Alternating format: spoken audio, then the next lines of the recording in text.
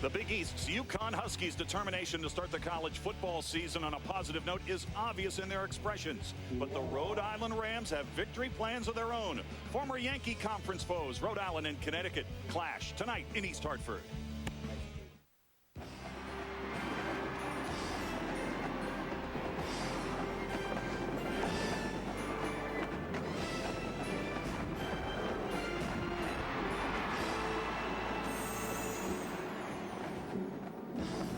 We welcome you to Rentschler Field in East Hartford, Connecticut, where another near-capacity crowd is gathered to see UConn square off against one of its oldest rivals, the Rams of the University of Rhode Island, set to take on the UConn Huskies. Well, hi there. Dave Weekley, happy to be alongside former Michigan and Notre Dame assistant coach Bob Kamel. Bob, UConn, their defense has been tremendous the last couple of seasons, but Randy Edsall wants more production out of his offense. DJ Hernandez won the starting quarterback job in the spring. He solidified the position in the fall. He gets the starting nod tonight. What's different about DJ this year? Repetitions during spring practice, repetitions during fall practice. This young guy has the physical capabilities of being a fine quarterback on a national scale. He can throw, he can run. One of the things that he has to add to his game at this time is maturity. Go through your reads, go through your progressions. Rob Ambrose, his coach, told us if he had one thing to tell DJ this year, it would be calm down. Tim Stowers' Rhode Island Rams run the triple option, and in that offense, the fullback is the B-back, and the Atlantic 10's leading rusher is back in Joe Casey. Well, anytime you run option football, the most important phase of option football is the dive play. Defenses have to respect the dive play if you're to go to the other portions of option football. Joe Casey is a nifty runner.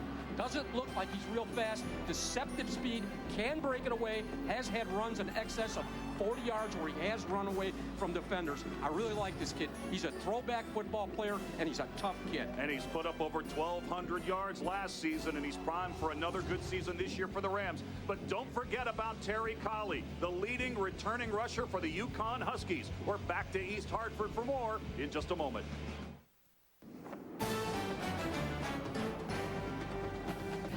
Welcome back to East Hartford. Rhode Island and UConn set to clash tonight. Huskies coach Randy Edsall on the left. Tim Stowers, the boss of the Rams of Rhode Island, on your right. Both those guys hoping to rebound from losing seasons last year. Derek Cassidy's the new quarterback of the Rhode Island Rams. He's got to be nervous. How do you handle the butterflies before a big game? One of the things with this young man, he's very athletic, he's very confident. I think any time that you get into option football, one of the things that he's going to have to do today, Dave, is take care of the football and execute. He will need senior leadership in the huddle to be successful. He has to have the support of those older guys who've been around. I really like this kid. He's a tough kid. Going over to the other side of the football for UConn, Marvin Taylor, the heart of the Husky defense. Every great defense has a heart. For the Huskies, it's Marvin Taylor. One of 4 returning starters in the secondary for the Huskies. One more quick timeout, then we'll kick off the college football season here in Hartford. UConn meeting Rhode for the 91st time.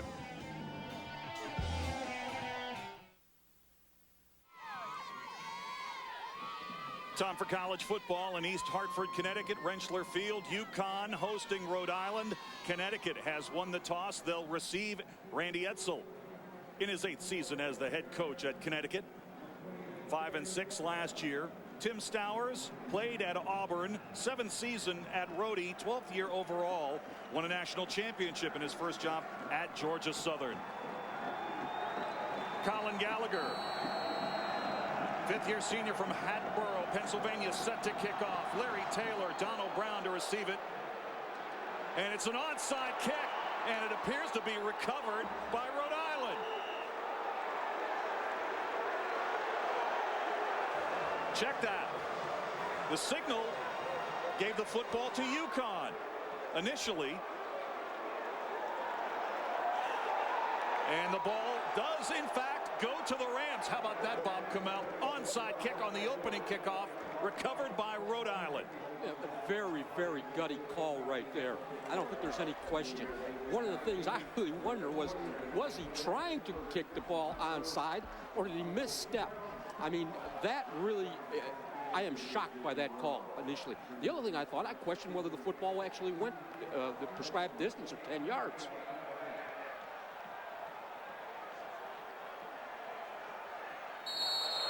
First and 10 for Rhode Island.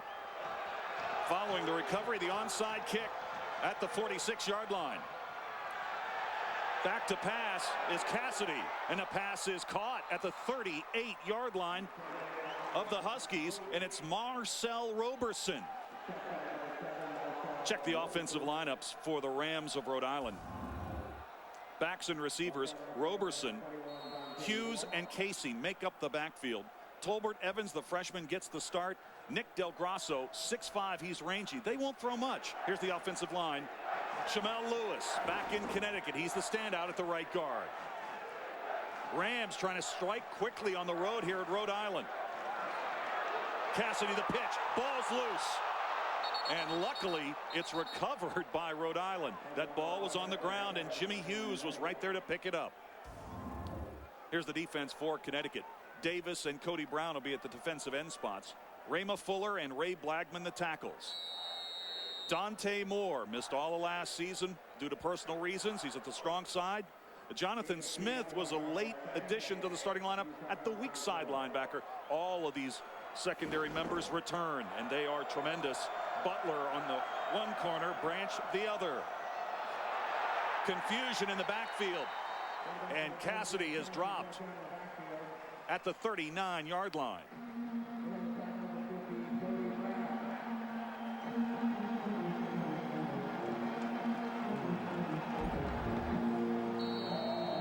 Talked about execution, the ability to execute the offense. That was going to be a counterplay off of a true option fake. They came out with the option fake, the play action fake off the option.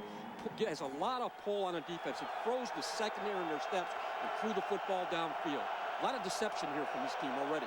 3rd and 12, and we've got flags. And one of the things that both of these teams, Bob Kamel, did last year was commit very few penalties.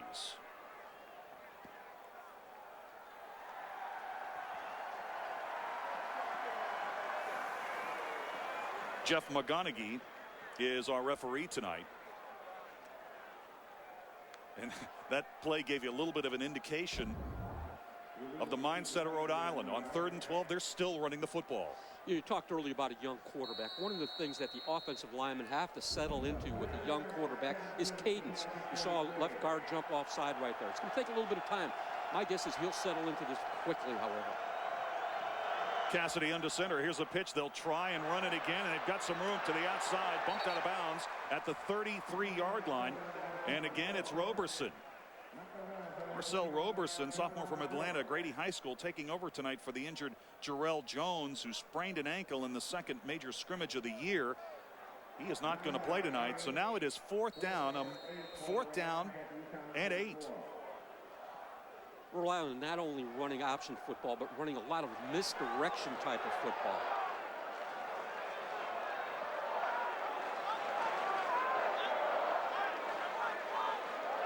And a field goal attempt coming up by Gallagher. This one will come from outside the 40-yard line. This will be a 51-yard attempt. Confusion. And it looks like another procedure penalty upcoming against the Rams. Well, that'll put the Rams in punt formation. I don't think there's any question. One of the things that just with coaches, unbelievable, especially at the beginning of the year, organization, sideline organization, get the people out there, the necessary people for each of the special teams. Bob, we saw a flag come out initially, but then picked it up because Rhode Island was able to get the timeout before the play clock expired.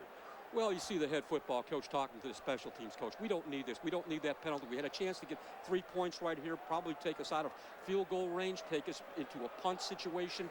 You don't like to see that as a coach. You practice those things day in and day out. Game management. Get the right people out there every time. This series between UConn and Rhode Island now into its 3rd century, believe it or not. First meeting between these two teams, 1897. Connecticut has won 11 of the last 15, but the last time Rhode Island came to East Hartford, they came out with a win. So here we go again. Brian Giannichini will be the holder. Gallagher hit a 51-yarder. That was a record in the opener against Fordham last year. This would be a 51-yarder as well. From the right hash, on the way. It's short and to the right, no good. So Tim Stowers and the Rams of Rhode Island catch UConn flat-footed with an onside kick on the opening kickoff of the game.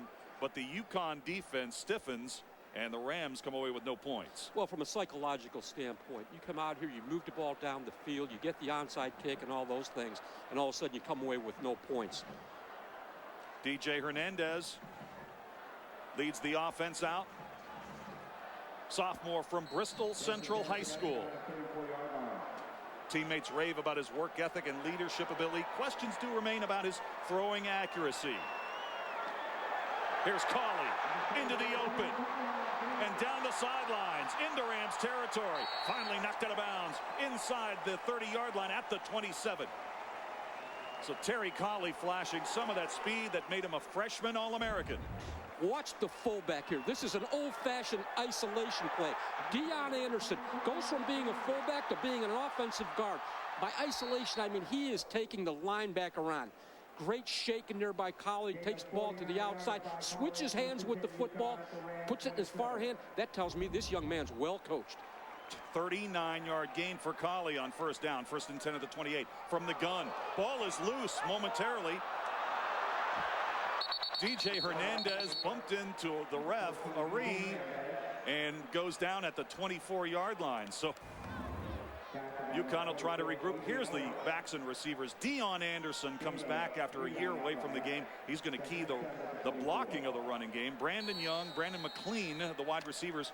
Steve Browse gets a start at the tight end tonight because of injury. Beatty, Applebaum, Gray, Hutcherson, and Mike Hicks, the redshirt freshman, makes his collegiate debut tonight at the right tackle spot. 2nd and 7. Here's Hernandez stepping up, throwing. Pass is caught. Touchdown. It's Taylor. So Taylor, the third wide receiver in that formation, his first catch of the year is a touchdown. Larry Taylor, 24 yards. DJ Anderson, great play fake. Good job. Watch the backs block and pick up the blitz. DJ steps up and puts the ball right on the money. Beautiful pocket there by the offensive line. Free safety slipped a little bit. Good route. We called it a skinny post. Taylor, number 24, with a 24-yard touchdown catch. Matt Newsy adds the extra point. And he continues to add to the career record for point after touchdowns. Larry Taylor, a 24-yard touchdown reception on UConn's first offensive possession of the season. Back to East Hartford. UConn 7, Rams nothing.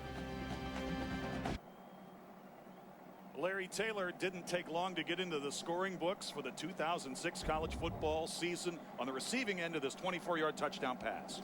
You know, I used the term a skinny post. Usually on a post route, it's broken off at about, the break comes at about 45-degree angle. On a skinny post, it doesn't go to a 45-degree angle. He was just where he needed to be. The ball was thrown away from the defender who actually slipped.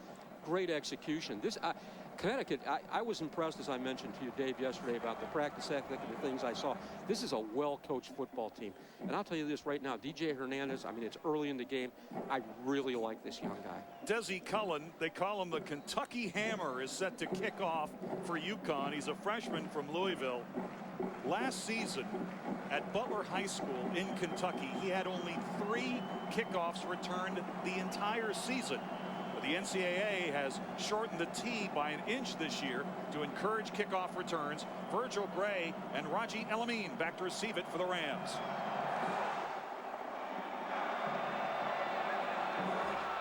From the 7-yard line. Gray, and he'll take it back to the 15. So obviously a big change in the area of the field in which the Rams will begin their second series. One of the things we talked about with kickoff teams is distribution. You want to cover the field. You don't want to bunch up. Nice job that time by the Connecticut kickoff team, covering the field. Tim Stowers told us that Derek Cassidy handled the ball on 120 scrimmage plays in practice in fall camp without a fumble. Obviously, they would like to avoid a turnover here if possible. And Cassidy is dropped. Great play by Dante Moore coming up from his linebacking position to drop him for a loss.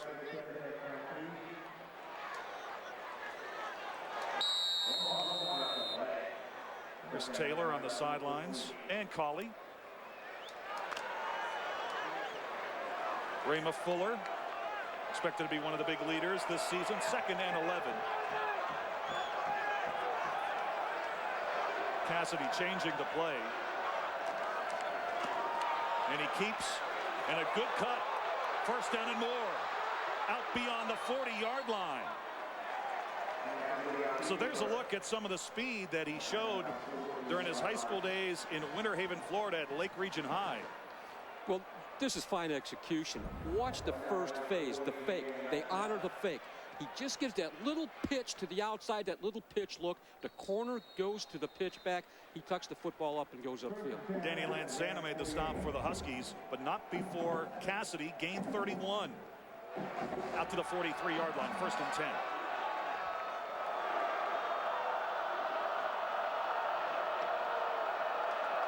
You see the wing backs in this formation. Those are the A backs. Casey directly behind the center is the B back. Here's the pitch. Roberson trying to stay in bounds. And he manages to do that and nudges just into Connecticut territory at the 49-yard line. That's a good-looking play for the Rams. They run it to the short side, Bob, and they pick up 7. Well, one of the things you see in this play, this is just an old-fashioned toss play. They go through the play-action fake and toss the football to the wingback coming around. Now, if you're a linebacker or a free safety or a strong safety for that matter, that is a lot of action going on in front of you. You have to remain disciplined. You have to read your keys. And that's what this type of offense does. It takes the athleticism off of a superior defense and puts them into assignment football. Nose of the football in UConn territory, so the Rams get into Husky territory on each of their first 2 possessions. Cassidy on the play-action fake. He'll tuck it, and he'll be brought down at the 49-yard line. That'll go as a sack, a loss of 1.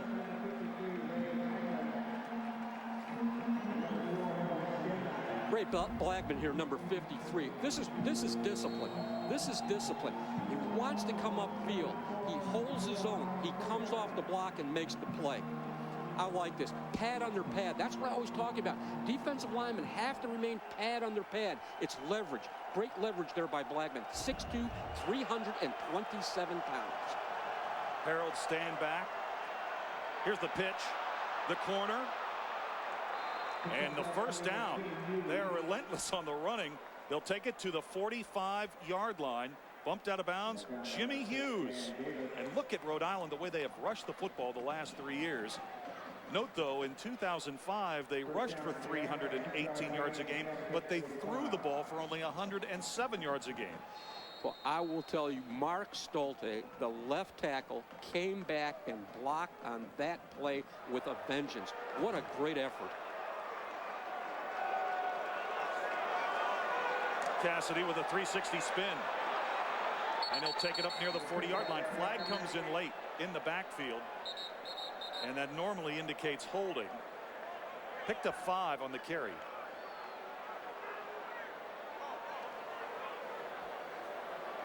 And that is indeed the case.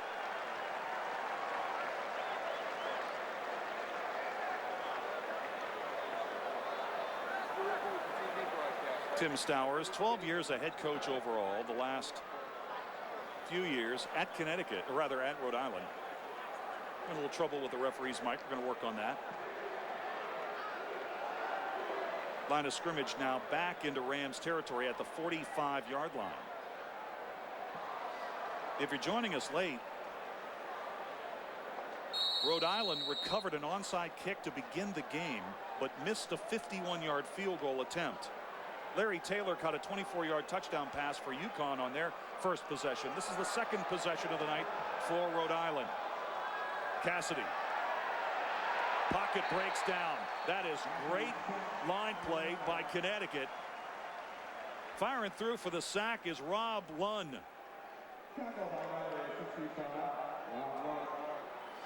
You know, when you are playing against an option football team, you have to make your initial read first. But Rhode Island is just doing enough things differently. That's why I see discipline from the defensive side of the football by Connecticut. This young man right here read his key, then rushed the passer. Len from Penfield. Here's the pitch. Tough hit out of bounds up at the 42-yard line. Roberson was bumped out of bounds by Marvin Taylor. Marvin Taylor, great read. Great read by Marvin Taylor. I mean, that was some great contact. Make contact like that with the ball carrier, and that ball's going to pop out.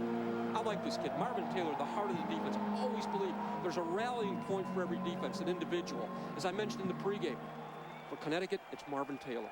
Marvin Taylor turns 22 years old on Saturday.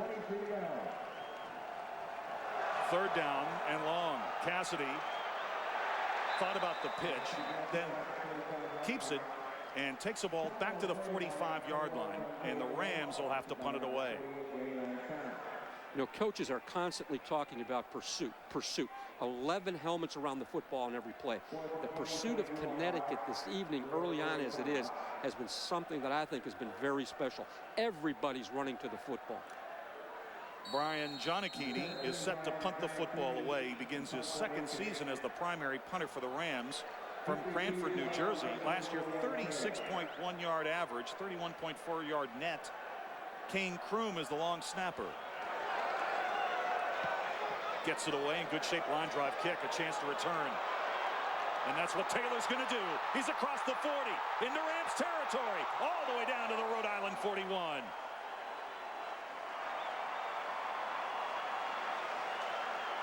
Larry Taylor off to a terrific start for the UConn Huskies. Great field position for Connecticut. We're back to East Hartford in a moment. UConn 7, Rhode nothing. UConn will start their second possession in great field position at the 41-yard line. Larry Taylor, a 24-yard touchdown reception and a 35-yard punt return to set up this great field position, Bob. Well, one of the things that we see with UConn is constant discipline in all phases of the game, especially in the kicking phase here. He sees that lateral crease, and he just takes it. And again, as I mentioned before, with a punt team from Rhode Island, stay in your lanes, cover the field.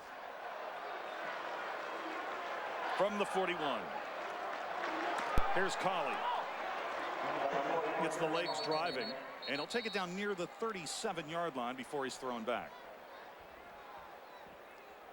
Now Colley, it didn't take him long tonight. He has now moved into second place amongst Connecticut's all-time career rush leaders.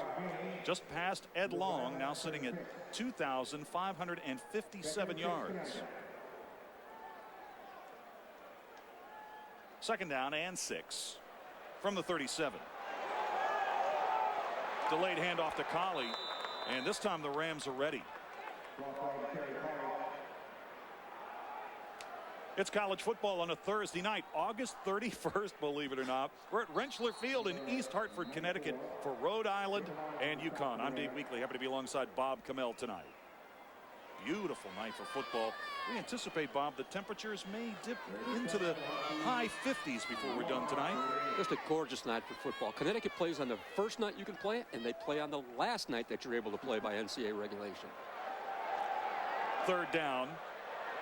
DJ Hernandez gets it out to Taylor, and Taylor is bumped out of bounds at the 31-yard line. Very close to a first down. But Taylor in the early going has been the man. DJ Hernandez is a very quick release. Good arm strength. Watch his shoulders here. Looks to his right, goes through his progression. That is classic. That's a classic quarterback release. Again, very well coached. And it is indeed a first down at the 31. Here's Colley. And a good surge inside. Farley made the tackle for the Rams. Mizram Farley, the senior from Alabama, by way of New Mexico Military Institute, a captain and a key to the defense for Tim Stowers. Loss of 1. It'll be second down and 11. Set to turn inside of 5 minutes in the opening quarter of play. Glad you could join us tonight. Football is back. Here's Hernandez on the play action fake to the end zone. Knocked away, incomplete.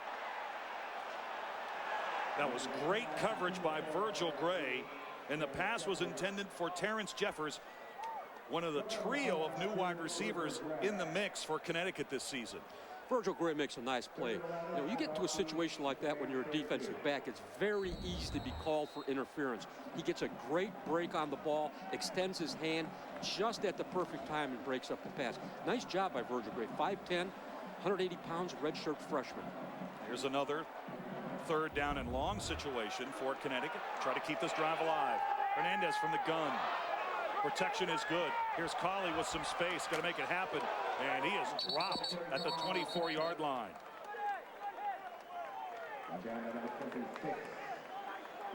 As you evaluate running backs, there are backs that are great runners. There are backs that can catch the ball in the backfield. There are backs that can block. There are backs that can't block. This young guy, Colley, he is a complete running back. I think he's something special. Very complete running back. Nice catch here. Tucks the football away. Gets upfield. A little bit of a shake. Yards after catch. Matt Nuzzi is on to attempt a field goal. This will be a 41-yard attempt. He struggled last year, just 10 of 19. It'll come from the left hash. On the way. Good. 41-yard field goal is good. 2 possessions, 2 scores for Connecticut. Good start of the season for the 5th-year senior Matt Nuzzi, a 41-yard field goal. 4:04 to go in our opening quarter. Connecticut leads Rhode Island 10-0. Matt Nuzzi, a 41-yard field goal.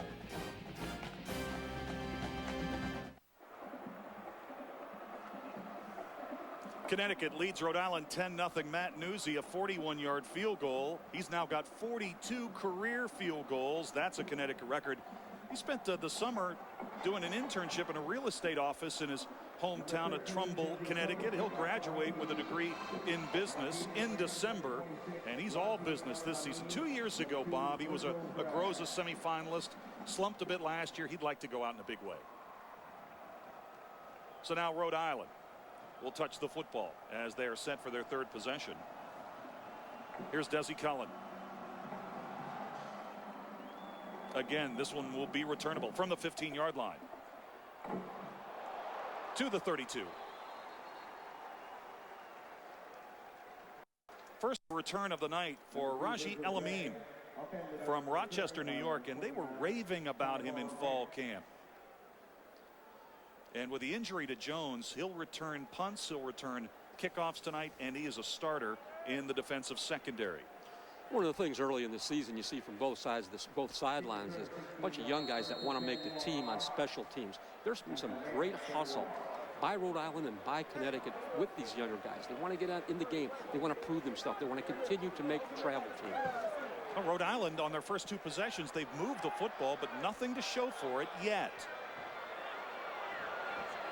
Derek Cassidy, the quarterback, taking over after 4 years of Jason Davis. First time that the Rams have had a new starting quarterback since 2002. How about that defensive line play by Connecticut? Randy Edsel mentioned earlier this week that he's got 13 scholarship defensive tackles. They've got some depth in there. The collegiate level, defensive linemen are at a premium. Ask anybody who recruits. You talk to a recruiting coordinator, and coaches come back and say, I've got 3 kickers on my list. I've got a punter. I've got a wide receiver first. Do you have any defensive linemen? We need a bunch of these guys, and you do at this level of college football. One of the things with defensive linemen, they're being told, create a new line of scrimmage on the other side of the ball. Rhema Fuller made the stop for UConn. Here's Cassidy to throw. He'll tuck it. No, he'll let that one go. Tight roping to the sidelines. The pass was incomplete, intended for Roberson. And did he cross the line of scrimmage when he let that ball go? I believe young Derek on the run lost the idea of where the original line of scrimmage was. Crossed the line of scrimmage. It's going to be a penalty. These defensive linemen, I mentioned pad under pad. You know, it's like you show me a good wrestler who plays football. On the offense, number 10. 5 yards from the spot of the pass. Lost it down. 3rd down. And I will show you a defensive lineman that can play football. It's all about leverage. It is all about leverage up front. One of the things, when you play against an option football team, however, it takes a little bit of that charge out of you. Because initially you have to make your read and just basically hold your ground. That first step for a defensive lineman is critically important. Well, here's a situation that Rhode Island needs to avoid. 3rd down and long, 3rd and 14.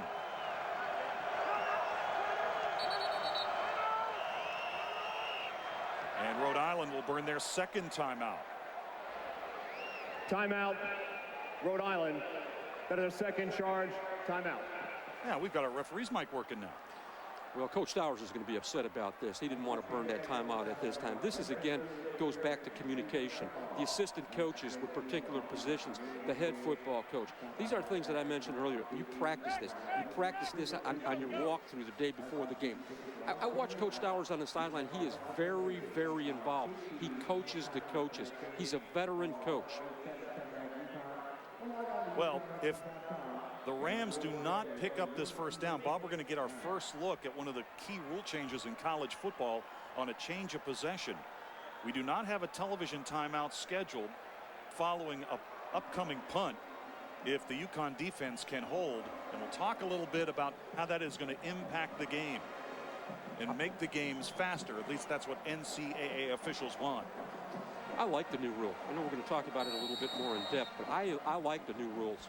I think the NCAA did a good job this year of changing a few things, and I think they'll be better for the game. Most importantly, better for the young men that play the game.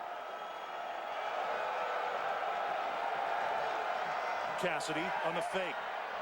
The wheel route and up to the 45-yard line, and they picked it up. Joe Casey on the receiving end, so I guess we'll have to wait.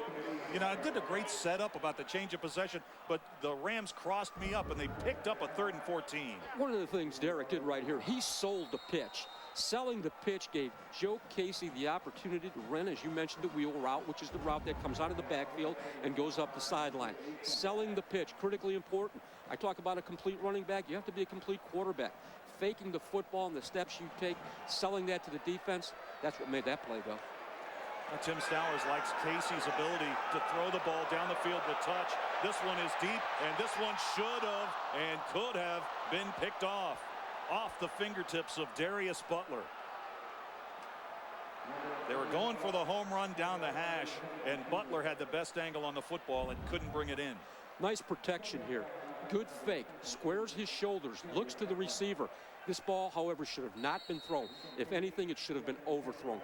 Never overthrow the short pass. Never underthrow the long pass. Don't let that football go if the defender is behind your receiver. Throw the ball away and live to play another play.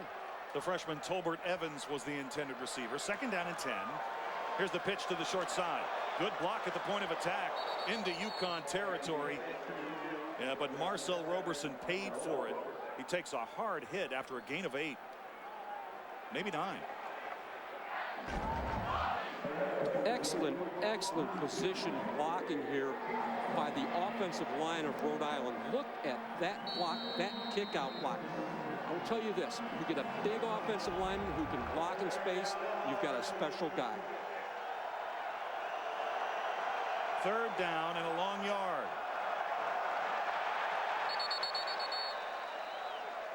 And that last block that we saw was by Shamel Lewis, who was brought in from the tackle position to play guard. Casey did not pick it up. Danny Lansana was right at the bottom of that pile, so it's 4th and a yard. No hesitation by Tim Stowers. They're going for it on 4th and a yard. Shamel Lewis, hometown West Hartford. He's gained 70 pounds since going to Rhode Island. Not offered a scholarship by Connecticut. And the quarterback keeper by Cassidy. They do indeed pick up the first down. I like that play by Tim Stowers. He has to hang on to the football. He cannot turn the football over to Connecticut. He has to play field position football, and he has to keep the ball away from Connecticut's offense.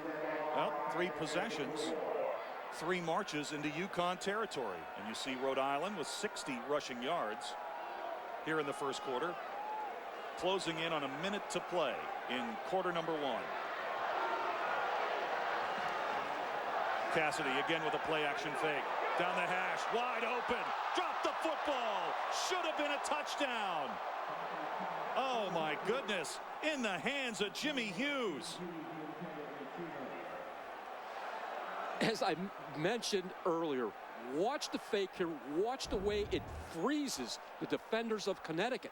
He pulls off that football, and that's straight down the middle against cover 2. 2 people on the hash, one on the left hash, one on the right hash. The weakness of this defense is to run a wide receiver, a running back, or a tight end right down the middle. Well executed play.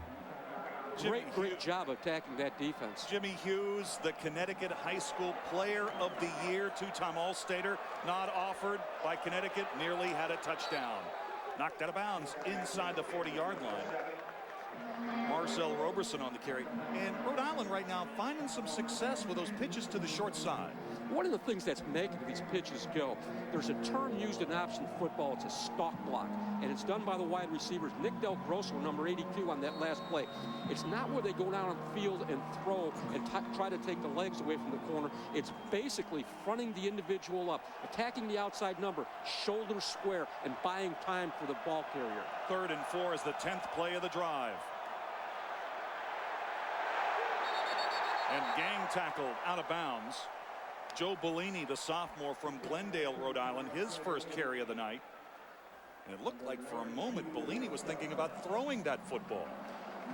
Well, the guy that made that play defensively from Central New York, North Syracuse High School, is Tyvon Branch. What a wonderful play. Disrupted the play. He came up and took the pitch away.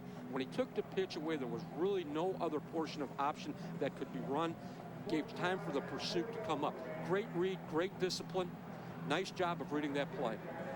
Colin Gallagher was short and to the right on a 51-yard field goal attempt on the Rams' first drive. It's 4th down and 4 from the UConn 37. And the Rams will let the clock expire. Smart play by Rhode Island. Tim Stowers and company will think it over. A big key 4th down when we come back. Derek Cassidy and the Rams of Rhode Island trailing right now to UConn 10-0 after 1.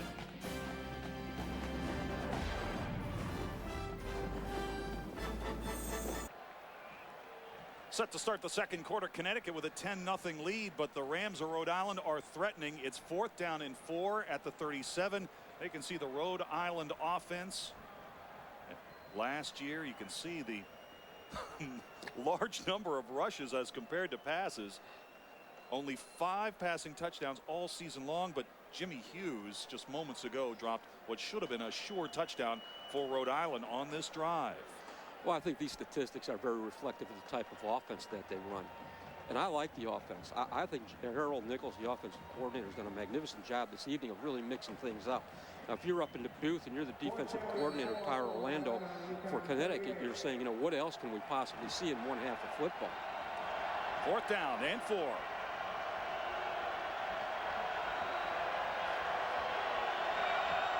Plenty of time. The play clock just now reaching 10. There's Cassidy on the keeper. Dropped. Tremendous defense. Lansana had that play read all the way, and he drops Cassidy for a loss, and it's a change of possession. This is a load option. In other words, we see a lead blocker here cut to defender number 21. But the great play was the inside-out pursuit that we saw by Lansana. Great pursuit right there. That's what we talk about, pursuit. Regardless of the team you're playing, regardless of the scheme, you pursue on defense and good things are going to happen. Now the clock started when the ball was set for play. First time tonight we got a chance to see that new change of possession rule. Here we go again with something we've seen before. It's Taylor trying to get to the end zone. Inside the 10, they had the angle on him and bumped him out of bounds at the Rams' 6-yard line. Larry Taylor continues to be the story tonight for Connecticut.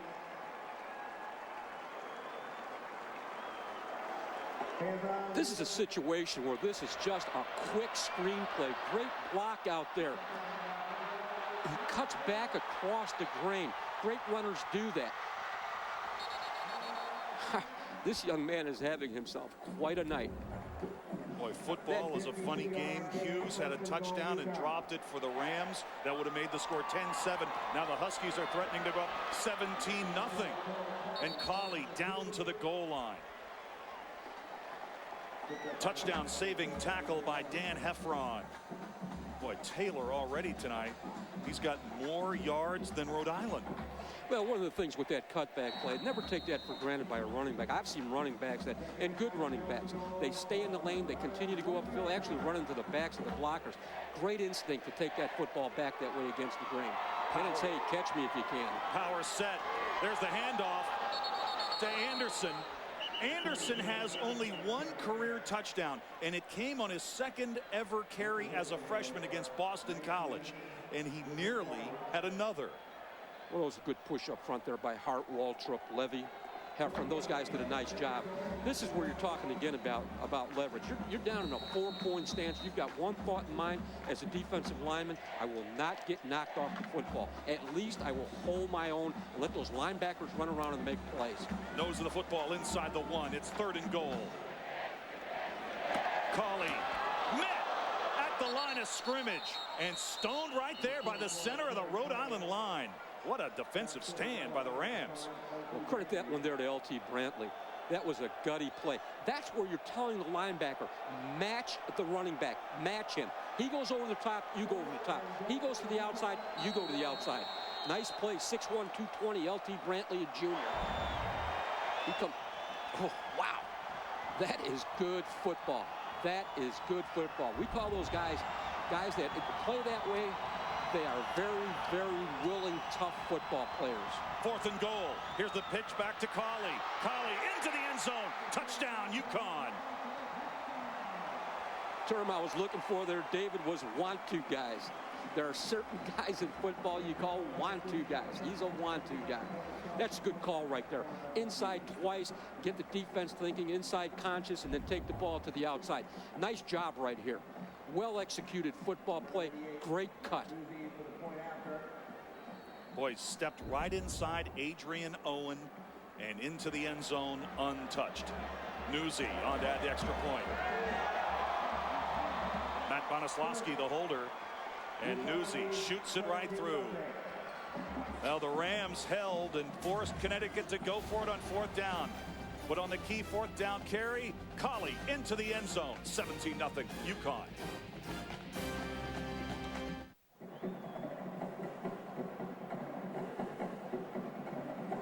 Terry Colley with a 1-yard touchdown run, the 29th of his career in Connecticut, now leads it 17-0 early in the second over the 1AA Rams of Rhode Island. But what about Larry Taylor tonight? He has done it all, receiving the ball, returning punts. Here's a little bit of a microcosm of his night. First, the 24-yard score for number 24, and here comes the punt return. This one covered 35 yards. And Bob, he almost took this one to the house. 52 yards down to the Rams' 6-yard line. You know, there's a term in describing a running back, a wide receiver, a guy who carries the football, and it's shake. He has a lot of shake. And by a lot of shake, I mean he's coming downfield, he's faking this way, he's faking that way. I mean, he's making defenders miss. And with a smile on his face right there. You know, there's some guys that just love to play the game. My guess is that Larry Taylor enjoys the game. How he got out of Florida, I have no idea. But I'll tell you this, the Connecticut fans should be very happy he's here. Well, you know what?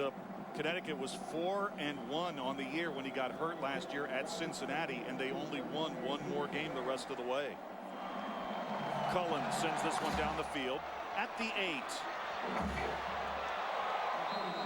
Elamine is spun down near the 24-yard line. Well, when you get success the way Connecticut has, I mean, you know, the guys going downfield on the kickoff, the young guys, they're running a little bit faster, they're charging a little bit higher. The momentum is so much right now on Connecticut's side. Rhode Island right now has to come back and mount a good drive and get the football into the end zone. In all candor, I think Derek Cassidy's doing a nice job this evening. All things considered, young guy. Full house, playing a Division I A team from 1AA school. I think he's representing himself quite well. 1AA schools with 63 scholarships as opposed to the 85 at the 1A level. That pass was incomplete. Intended for Nick Del Grasso. Probably the first poor pass that Cassidy's thrown tonight. Well, one of the things right there, I just complimented him, then I saw him come over to the sideline. I really didn't like that body language with his head down. He's got to understand one thing. He may be just a sophomore, but he's the leader, and he has to remain the leader in that huddle. And as I mentioned earlier, some of those older guys, especially across the offensive line, they have to take a leadership role too. They're going to support this young guy. following the incompletion. Second down and 10. Little cross-bunch action this time, and nothing doing. Connecticut is right there, dropping the ball carrier back at the 20-yard line. Joe Bellini. Branch made the stop. There is a flag on the play.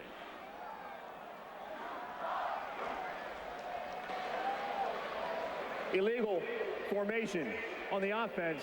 Number 13 was never on the line of scrimmage. That penalty's declined. Third down. So it'll be third down and 15. You know, you mentioned Branch on that play. He absolutely destroyed the wide receiver. And again, hands inside. One of the things you want these corners, when you're attacked by a defender or a wide receiver, get your hands inside. You get your hands inside the framework of his body, you've got a chance to control him. That's what Branch did. Nice job. Another third and long. Cassidy on 3rd and 15. He's knocked to the ground as he reaches the 24-yard line. And this time, the Rams will have to punt it away. A quick 3 and out, their first 3 and out of the night. Good job by that UConn defense. Well, Danny Lasana on that particular play did a wonderful job. 6'1", 238. He's a junior. He won the slam dunk contest at 6'1", 238. I'd love to see that slam dunk contest. But he is an athlete, though. He really flies around the field.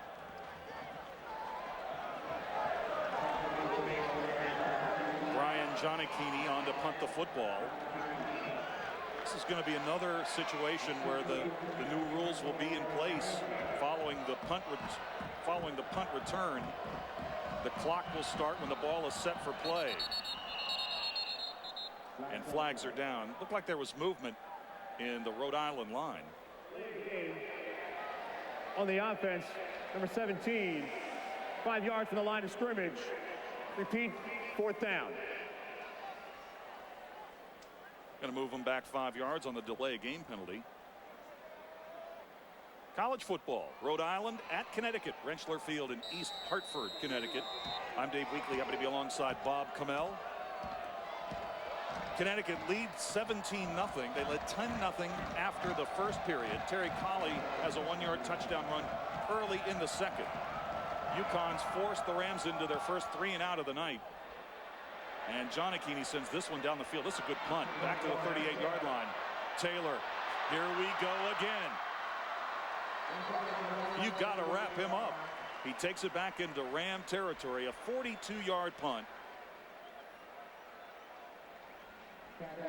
Boy, he is having some kind of night, Larry Taylor.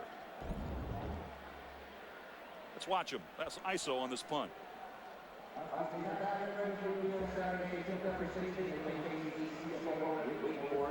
No thought of a fair catch that time. I mean, one of the things I talked about, Shake, those little fake here, little fake there. One of the things he exhibited right there is great balance. One of the things for a punt team or a kickoff team, you go downfield with abandon, but when you get about 3 yards from the receiver, you got to break down just a little bit. Shoulders square. Out of the gun. Hernandez with the handoff up to the 45-yard line. First carry of the night for Allen. Lou Allen really gives them a different look in the backfield. He's got tremendous size, 6'1", 247. With a return of Dion Anderson to the team, that allows Allen, who played fullback last year, to move over to the tailback spot exclusively. Gain of a yard, 2nd and 9.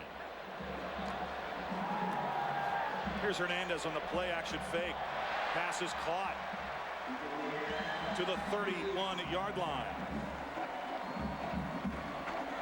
Bruce with his first reception, playing in place of the injured Dan Murray tonight. This is basically what we refer to as a drag route. We see Bruce going across the formation. He chokes his motor down just enough to find a soft spot in that zone coverage. That's good maturity right there. His older brother Matt was an offensive tackle at Youngstown State, 13-yard gain. And the way the Rhode Island defense is reacting, this penalty will go against UConn. Prior to the snap, false start. On the offense, number 57, 5 yards from the line of scrimmage. Repeat, first down. Matt Applebaum, 5th-year senior from Yardley, PA. You know, Dave, getting back to Bruce and that route, what I mean by that, showing maturity, is a lot of young tight ends, they want to just run right across the field. Find that soft spot in the zone, settle in there, be patient. 1st and 15. Here's Hernandez rolling to the wide side, and he will tuck this one. Oh, and he is slammed to the turf. Big hit by Brantley. Boy, Hernandez really took a shot that time. And we talked to Edsel head coach Randy Edsel earlier this week, and he said that he's expecting Hernandez to play the entire game tonight. Whoa. Whoa. Glad I'm up here. Swing pass to Taylor. His feet are so quick, and look at the power as he drags a defensive back to the marker. You know, we talked in the pregame about Rob Ambrose, the quarterback coach, telling DJ, calm down. That play where he took that hit, that's a great example of calming down. A young quarterback gets out in the flat out there, and he's going to let that football rip. He calmed down. He made a good decision, albeit taking a hit like that from Brantley. But, hey, that's going to happen. I thought that was, again, just what Coach Ambrose was talking about. Boy, Hernandez has really been efficient tonight, 5 of 6. The handoff on the short yardage play, and it is indeed a first down. Boy, it just looks like Larry Taylor is playing at a different speed. Now, back in our era, we would have said, hey, we're all at 33 1/3 and he's at a 78. But maybe today it would be a situation where we're all HD DVDs, but Larry's a Blu-ray. I'll go with that explanation. I don't know if I understood it. But I'm not sure I did either. Allen from Salem, Connecticut, bucks in there and picks up 2. It'll be 2nd down and 8. I like the change-up with the running back, the smaller back, the bigger back. Give guys reps in a game like this. Let them handle it. Let them handle the football. You know, you can't play at this level of football as a running back week in and week out without being taken out of the game every now and then with another running back coming in. Nice job here, I think, by Coach Edsel's staff of rotating these people. Boy, Rhode Island needs a defensive stand here badly. They're trailing 17-0. We've still got 7.5 minutes to play first half. Here's Hernandez. And that ball was stripped away. The pass was intended for Brandon McLean, and that was a fine defensive play by Raji Alameen. McLean has to make this catch. Seriously, McLean has to make this catch. The ball is thrown well. You hang on to that football. Took his eye off the ball just for 1 second. Not taking anything away from the defender. Brandon McLean makes that catch 5 out of 6 times. Alameen's physical style of defense has been one of the bright parts of fall camp for Rhode Island, and they're playing for new defensive coordinator Dick Hopkins, who brings 28 years of coaching experience to the Rams defense. 3rd and 8. Hernandez avoids one tackler. Oh, great move up the middle. He's got the first down and more. To the end zone. Touchdown, Connecticut.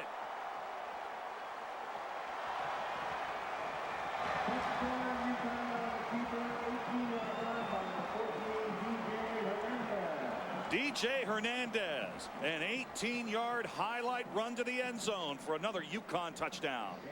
Give 3 of those 6 points to number 44, Terry Colley. He did not only block 1 defender, he blocked 2.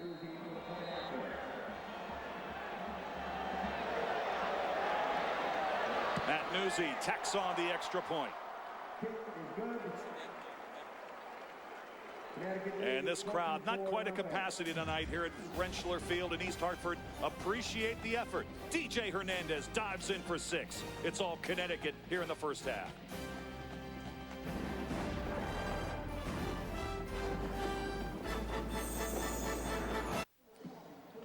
Well, it's been virtually a perfect performance in the first half for UConn quarterback DJ Hernandez. Moments ago, an 18-yard touchdown run. Watch Colley, bang, off of there, bang again. Great job off the play action freight. Terry Colley, 2 wonderful blocks. Not taking anything away from DJ Hernandez, because that was a great decision to take the football and run it the way he did. Dave, this kid's going to be something special. I really believe that. I mean, he right now, he has shown maturity, and again, I talk about Rob Ambrose. What a wonderful job he's done with this young quarterback. I mean, he talked about last year about, the term they use, happy feet, taking off with the football too soon, throwing the football where it shouldn't be thrown. He's building his confidence here. You see the leadership. He's with his offensive lineman on the sideline. This kid is special. Yeah, he's a natural leader. He lost his dad, Dennis, a former UConn quarterback, tragically during the offseason. Here's the kickoff. And out to the 24-yard line is Elamine on the return. All right, Bob. Here's another look at Hernandez. And if you look at that wristband, D-A-D, right on that right wristband of his. I'm sure we'll get a shot of it here. Going through the facility yesterday, many of the players had just moved into their lockers. They, guys put things in their lockers, things they remember from high school, from friends and that. But DJ has a picture of himself, his mother, and his father in the locker room, and constant reminder of what an influence his dad was. And his dad was actually big on the sports scene in Bristol, Connecticut. Loved man in his community.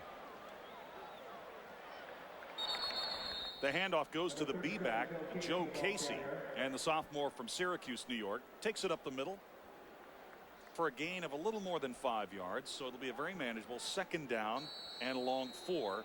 All right, Bob, if you're Rhode Island, what's the plan now? You really looked into the belly of the beast, and it's 24-0. The only thing you can do is do the things that you know and the things you do well and hope the cards start to fall your way just a little bit. You can't get away from things that you've done over a long period of time. And patience is difficult when you're trying to catch up. But let me say this in all candor. This is not an offense that's designed to catch up. This is an offense that's designed to hang on to the football, keep the football away from the defenders. It's going to be tough sledding right now for Rhode Island. And, not that the game's over in any stretch of the imagination. They're going to fight. Coach Stowers is going to take them to the locker room. They're going to regroup. But this type of offense does not lend itself to scoring points quickly. Jimmy Hughes on the carry for the first down. Cassidy on the play action. Steps back, throws in and out of the hands of his intended receiver. That's another drop pass. This one by Tolbert Evans. Took his eye off that ball. Boy, Cassidy showed a nice touch with that pass. Well, as I mentioned before, the play action passes off of option fakes really hold the defense. Looks right there. It looks like the old quarterback sweep. He pulls up, throws the football. One of the things you understand watching this young man throw the ball, he's off balance in the air because he's in harm's way and still has the velocity on the football. He's got a lot of good football ahead of him. Well, Evans was sensing more, closing fast. He took his eye off the ball. Here's Cassidy, and he's got a nice seam across the 45 and takes it up near the 47-yard line. Yeah, even though, and we're not trying to paint a picture of something that's not really happening in this game. The Rams are down 24-0, but there have been an awful lot of positives from this quarterback, Derek Cassidy. I don't think there's any question. He's made great decisions. He's shown great athleticism. Watching him audible time and again, he's got the offense into the right play. Third down and 2.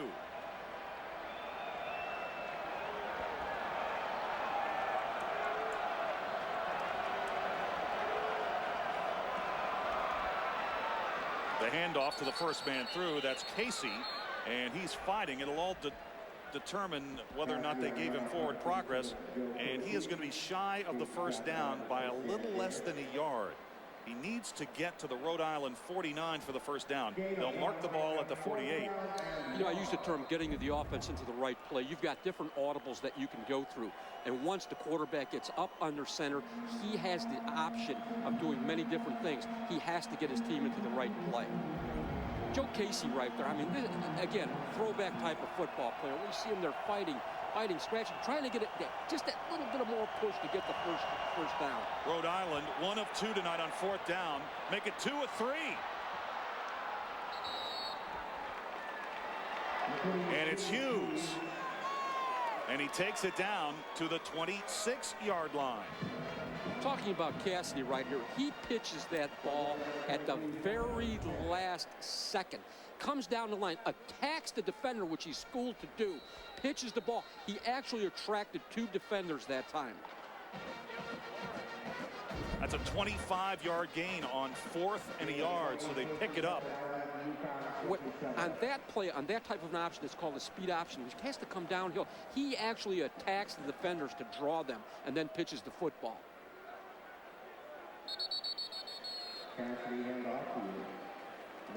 Chad Campbell, fifth-year senior, that's his first carry. Andy Lansana made the stop for Connecticut. So here we go again with the Rams. They're deep in Connecticut territory. We'll see if they can dent the scoreboard this time.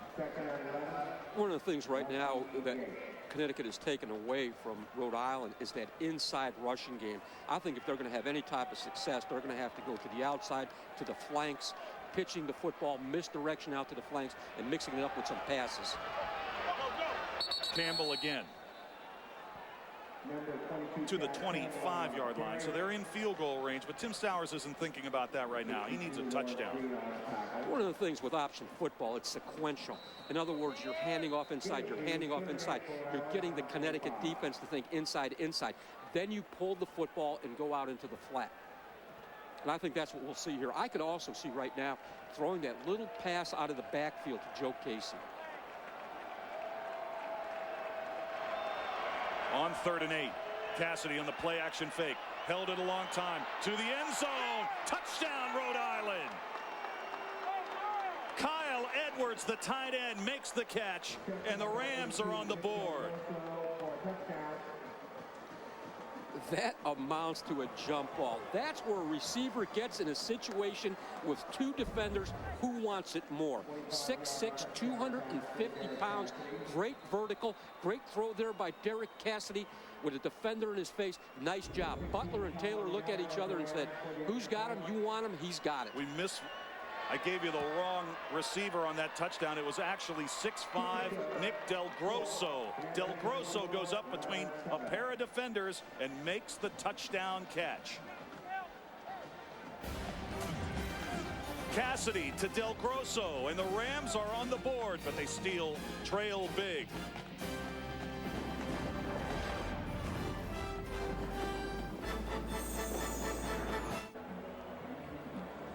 24-7, Connecticut leads Rhode Island. 2:50 to go before halftime here in East Hartford. Nick Del Grosso on the receiving end of this touchdown pass from Derek Cassidy. Derek Cassidy, one of the things we talk about quarterbacks is great poise. He showed great poise. They were all over him on that play. That was my fault, partner. I called Kyle Edwards on that one. I coached tight ends too long. I wanted the tight end to catch a pass. Nick Del Grosso, great job, great vertical.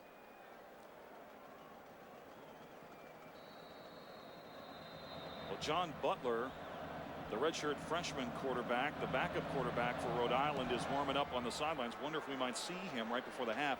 Pooch kick this time. And that's the ultimate respect. They did not want to kick that ball again to Taylor. Gallagher with a short kick and a return to the 34-yard line. An 11-yard return. Browse had it. Browse will be talked to on the sideline. Say, Steve, you're a fine ball player. You've done a nice job. But when Larry Taylor and you are standing near the football, let Larry handle it. He's probably right.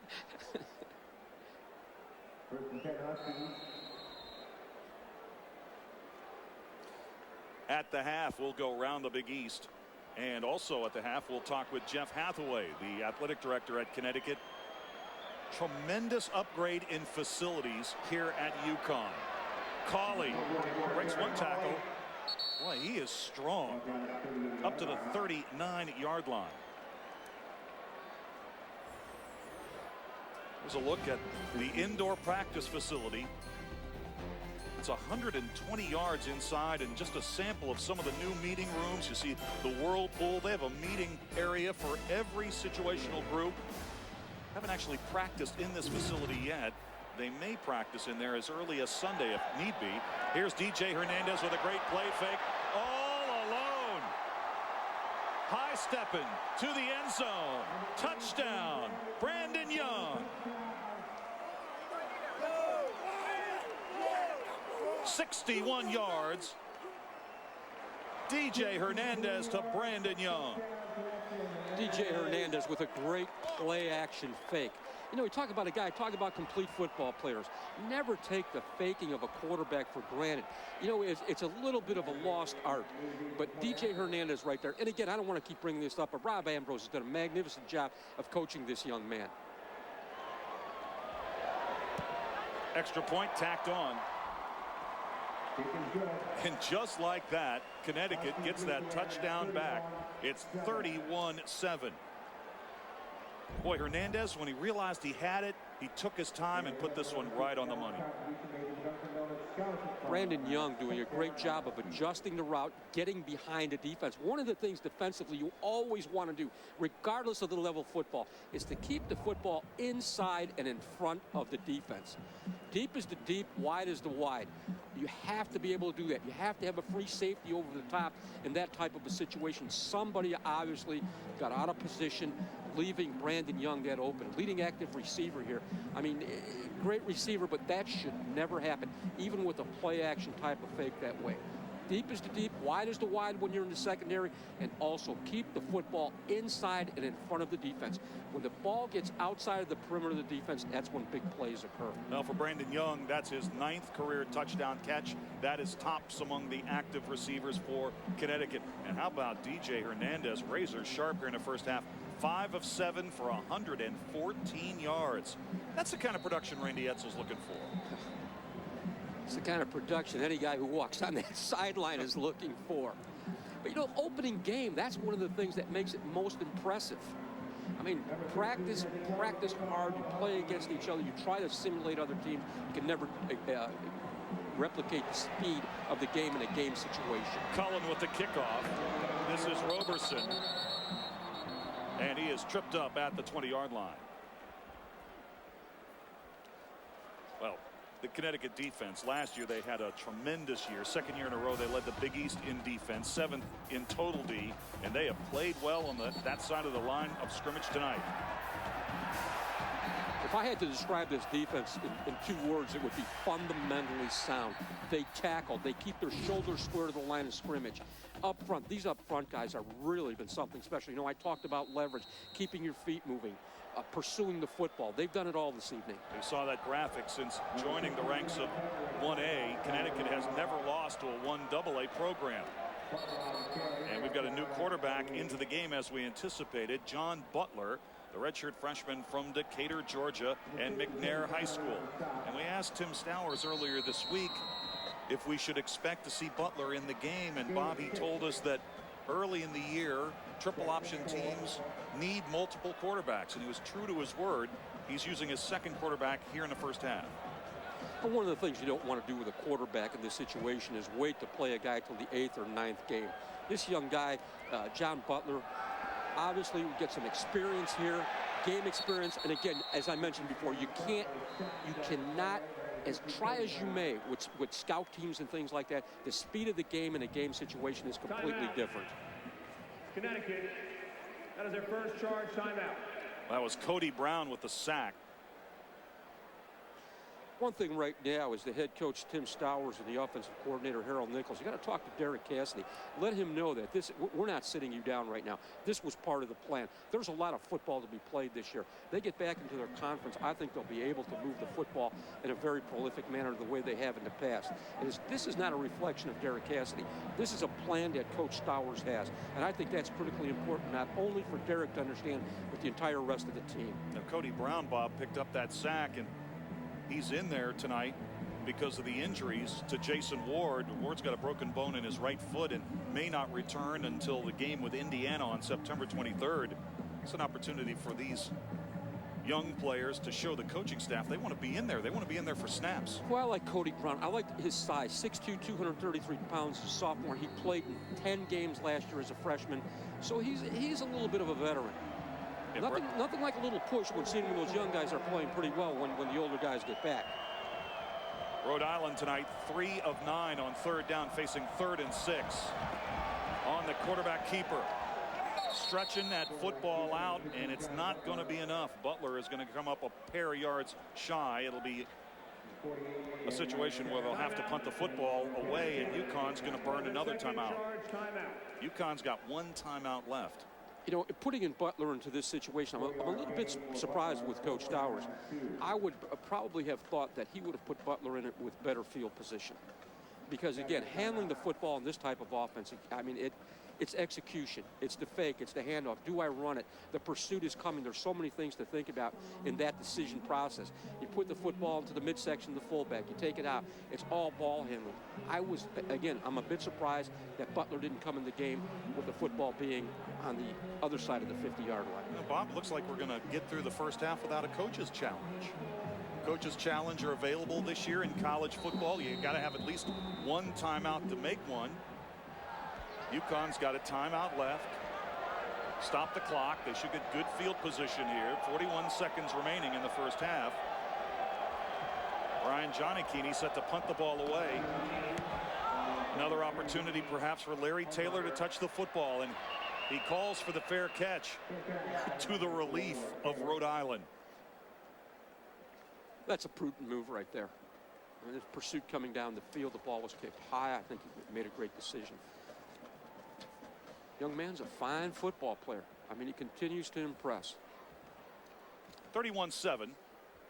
One timeout remaining for Connecticut. Huge defensive stand right here for Rhode Island. 32-yard punt. I mean, if they're to come back into this thing at all, they've got it has to be a hole. Here's Cauley.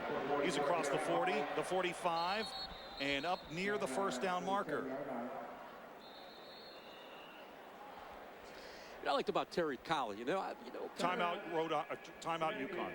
I mean, the guy runs the football, but those two blocks on DJ's touchdown were something special. That's where you see a guy as a team player, and that's being sold to these guys. Randy Edsall sells that to them. No excuses. Every play, every day. You see running backs, they want to carry the football. He adjusted on that touchdown, made one block, came off and blocked, took on another defender. That's what I like to see. That's when the offensive linemen, they go into the meeting room to evaluate the films. They say, hey, look, we're blocking for these guys, but you know what? There's not a selfish guy on this football team. They're also blocking for each other. What a half it's been for Taylor. Here's a look at where Connecticut landed in the preseason Big East coaches poll.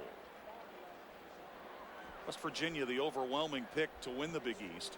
Louisville got 6 first-place votes, followed by Pitt, Rutgers, South Florida, Connecticut, Cincinnati, and Syracuse. We'll have more on this and Bob's interpretation of this poll at halftime. Well, Pittsburgh, Rutgers, South Florida, I mean, and Connecticut, you put all those teams in there, and that's going to be an interesting chase. Those two top teams are going to be difficult for anybody to catch. DJ Hernandez, wide open, but he missed his target at the 35-yard line. That was Brandon McLean. He settled in right in front of the safety, and Hernandez was probably one of the first bad passes he's thrown tonight. But a wide receiver, I really believe this, Dave. You have to make that catch. You have to make that catch. He took his eye off the football. The guys that are up here deciding who's going to play on Sunday are watching guys that can make catches that other guys can't make. We hope to have a word with Randy Edsall at the end of the half before UConn heads back to the locker room. Incomplete on 3rd down and 2. 4th down now. 11 seconds remaining here in the first half. UConn led at the end of the first quarter 10-0, and they have tacked on 3 touchdowns here in the second period. Well, if there were one throw that I think DJ would be a bit upset with himself, and that was that pass right there. He has to make that throw. That ball has to be thrown a bit higher, hit him on the run, and get the ball upfield. They're talking about it there on the sideline. They're talking about the adjustment perhaps to the route. Rhode Island has burned their 3rd and final timeout here in the first half. So in essence, with no timeouts remaining in the first half, Tim Stowers has forfeited his opportunity for a coach's challenge. You have to have at least one timeout in the half to burn or to attempt a coach's challenge, because if you're wrong, it costs you a timeout. I don't think we're going to see many coaches' challenges, to be very honest with you. You know what I'd like to see on Monday after the first week of college football this weekend coming up. I'd like to really see how many coaches' challenges there are going to be, what the situations were. I think that'll be very interesting to see how this week plays out. We're in this roomy press box here at Rentschler Field in East Hartford, and the replay booth is just off to our left. We haven't had any really controversial calls yet. No, none at all. It's a well-officiated game. Yeah, it has been a well-officiated game. That's a good point. Chris Pavasaris, his first attempt, and it's blocked. Pavasaris has the punt blocked. That was his first attempt of the season, and the Rams blocked it. Now there is 1 second left. The Rams have no timeouts, so the clock will start on the change of possession. They need to get up to the line of scrimmage. That came off the edge. That block came off the edge. 2 seconds. 2 seconds on the game clock. See how the Rams are running up, because once the ball is set for play, the clock will start. And the Rams have no timeouts. Coach Lyndon Johnson will be talking to his punt protection team at the half. Believe me when I tell you, that's not the way you want to end a half. And they did not get the play off. So there was an instance where once the ball was set for play, the clock started. There were 2 seconds left, and Rhode Island could not get a play off. That's why I asked you, always assign an assistant coach on the sideline to understand exactly what's going on. You call first down alert, first down alert, first down alert, get the offense up here, single, get them out on the field. So this is probably one of the first instances of the season in college football where these new time of possession rules have come into play, and you see the reaction of Tim Stowers, the head coach of Rhode Island, as he leaves the field. The ball was set for play with 2 seconds and remaining in the half. Rhode Island had no way to stop the clock, and they could not get the play off. One of the things you have to do in preparation for these new rules is practice every type of situation that can occur and implement those types of plays from the sideline. Put someone in charge. We've got Randy Edsall, the head football coach of the Huskies of UConn, down on the sidelines. 31-7, Randy. That's an outstanding first half for your team. Well, we played pretty well offensively. We got some big plays. This offense gives you some problems when you can't practice it, and they're doing a good job of executing. We're giving up too many big plays on defense, and our defense is on the field, and then that block punt. Boy, I tell you what, if that doesn't irk a coach, I don't know what does. That's right. Just what I said up here, Coach. DJ Hernandez, you've got to be pleased with this young guy. Talk about poise and execution. He's really playing well. There's that third down, we want him to go to the wide side of the field on the slant. He missed that read. But other than that, he's playing very well, playing within himself. The thing that I was concerned coming into the game, that he was going to get away from his ability to scramble, but he brought the ball down tonight and scrambled, and he wasn't doing that much during the preseason. I'll tell you, that one scramble that he had, Coach, credit Terry Colley with 2 great blocks. When you see that on film, you are going to be so happy with this guy. He is a complete running back. Terry really is, and I'll tell you, DJ's the only quarterback in America that can scramble on a 3-step drop. Randy, thanks so much. Right, good guys. luck in the second half. A big half for the Huskies of the University of Connecticut. They lead the Rhode Island Rams 31-7. Our halftime activities are next.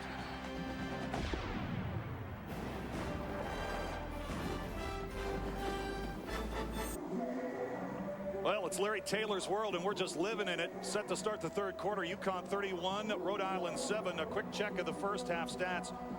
Hard to believe when you take a look at that time of possession, Bob. 18 minutes, 47 seconds for the Rams, yet they trailed 31-7. That's the nature of the offense. It has to be a ball control offense. They're just not playing well enough defensively, which is a very obvious comment. They are not tackling. They are not staying with the wide receivers. And that's something that I have to, you go back, look at things. They're never as bad as they look. They're never as good as they look. Desi Cullen set to kick off. He's been busy in his collegiate debut as the kicker for UConn from Louisville.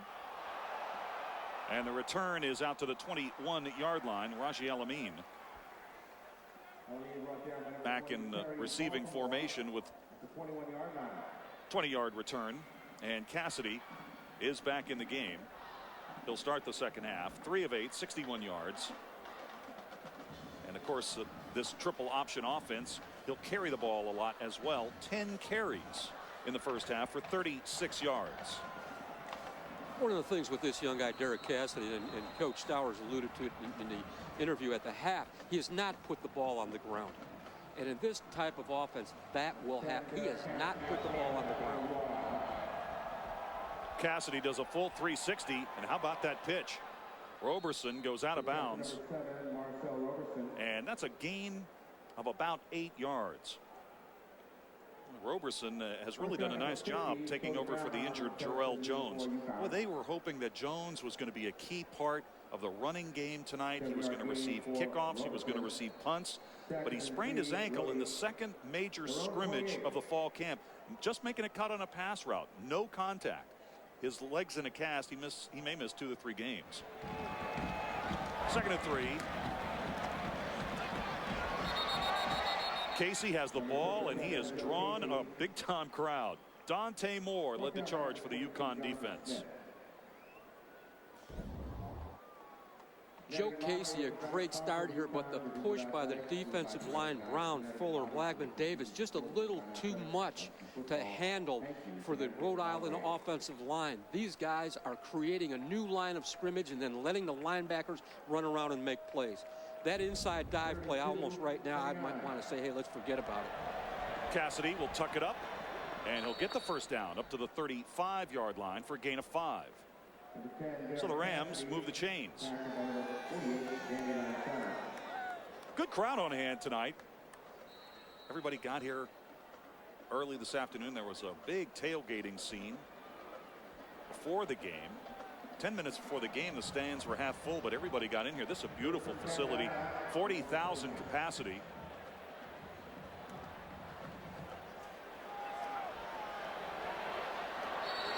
Hughes that time, and he is close to another first down. Hughes, you know what, Bob, it could have been, this game could have gone a totally different way. The score was 10-0 in the second quarter. And Hughes dropped a touchdown pass that could have made it 10-7. Well, one of the things, and again, not getting too much on the Derek Cassidy bandwagon. I mean, it's 31-7 in the game. I mean, he's had some chances here to get the team back in the game. He needs a little bit of help. That catch has to be made. That's a matter of getting your eyes. I always tell a wide receiver, you catch the football with your eyes, not your hands. Here's Cassidy, the late flip. Casey, first down and more. And he dives out near the 49-yard line. One of the things, you watch this Derek Cassidy, watch all the things he has to do. Watch the footwork, watch the counter plays, let alone taking the football and throwing it downfield from time to time. This is an awful lot to do in this offense. Watch his footwork right here. Steps back, comes downfield, attacks the defender, and then pitches the football. And that's atypical for a running back or a quarterback attacking a defender. But you want to make that defender commit. Once he commits, you pitch the football. He doesn't commit, tuck it up and get upfield. Here's Cassidy again. Avoids the trouble, throws, pass is caught. And it's Hughes hanging on, and Estep made him pay.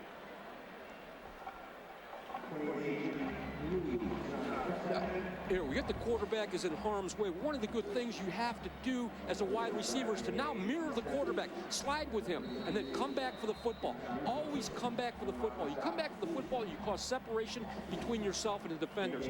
Nice job there by Hughes. And that was a sure tackle by Estep. Starting his 3rd straight year as the starter at the strong safety spot. Casey with a dive down to the 44-yard line of the Huskies, and it'll be 3rd down and 2. College football on a Thursday night. College football in August. Gotta love it. From Rentschler Field in East Hartford, Connecticut. UConn hosting Rhode Island. I'm Dave Weekley. Happy to be alongside Bob Kamel for this one tonight. 31-7 UConn at the half. Division 1A teams will play 12 regular season games this year. And beginning this year, every victory for a 1A team over a 1AA team will count towards bowl eligibility. So this is a very important game, of course, for Connecticut. They'd like to get back to a bowl. 2 years ago, they got to the Motor City Bowl in Detroit and dominated Toledo. Last year, they were 5-5 heading to the Louisville game, and they lost that game to the Cardinals here in East Hartford. They'll play Louisville the last game of the season again this year. And Randy Edsel and company, they'd like to be bowl eligible before that game, Bob. Absolutely. That Motor City Bowl, I went to that bowl game. Memphis played last year. Akron, I believe. What a great facility. What a great venue. That's an outstanding bowl. Detroit does a great job of hosting that bowl. Once again, Rhode Island going for it on 4th down, 4th and 3. How about the legs churning? Casey got it. It looked like he was wrapped up at the line of scrimmage. Instead, he carried Moore across the 1st down line. Great point there, David. Any running back, you have to keep your feet moving, keep your legs moving, determine, spin, lean forward. Great effort by Joe Casey.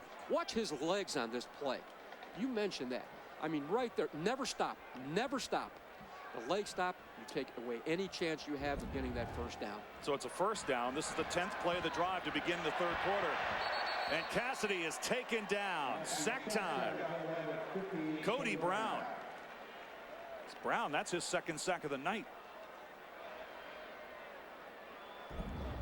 Again, you talk about from the other side of the football right now. Cody Brown, very determined, just keeps coming, gets part of Cassidy, and Cassidy goes down. It's the same deal. The whole game, every time you evaluate a football player, you evaluate him from the feet up.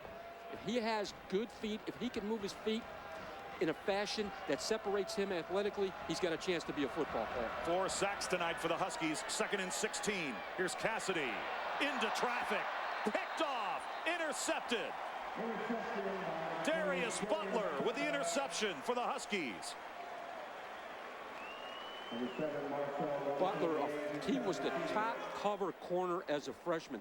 This young guy will play on Sunday. Great effort there.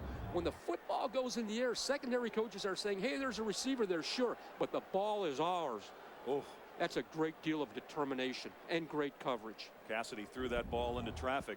You know, teams last year really didn't throw at Butler. He had 3 interceptions against Army, and so that the word got out, don't throw to his side of the field.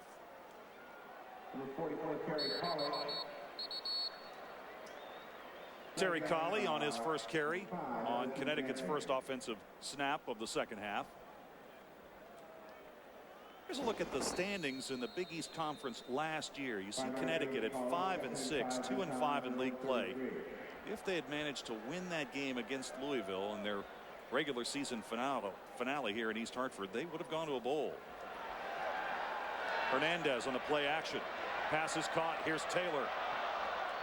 And Taylor just adding more numbers to his all-purpose yardage totals tonight. Look at West Virginia at the top of last year's standings, 7-0 in conference play, 11-1 overall. West Virginia won the Sugar Bowl, beat Georgia in the Georgia Dome. Did a lot for the credibility of the Big East as a BCS-worthy league. Louisville, 9 victories last year, both West Virginia and Louisville. Preseason top 15 teams this season.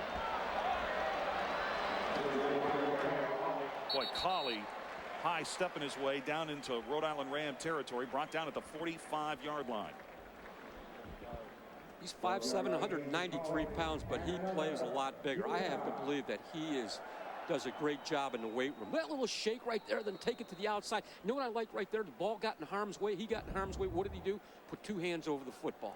Colley talking this week about some of his most memorable moments as a member of this Connecticut football team. Hand off to Brown, his 1st carry, and he is hemmed in.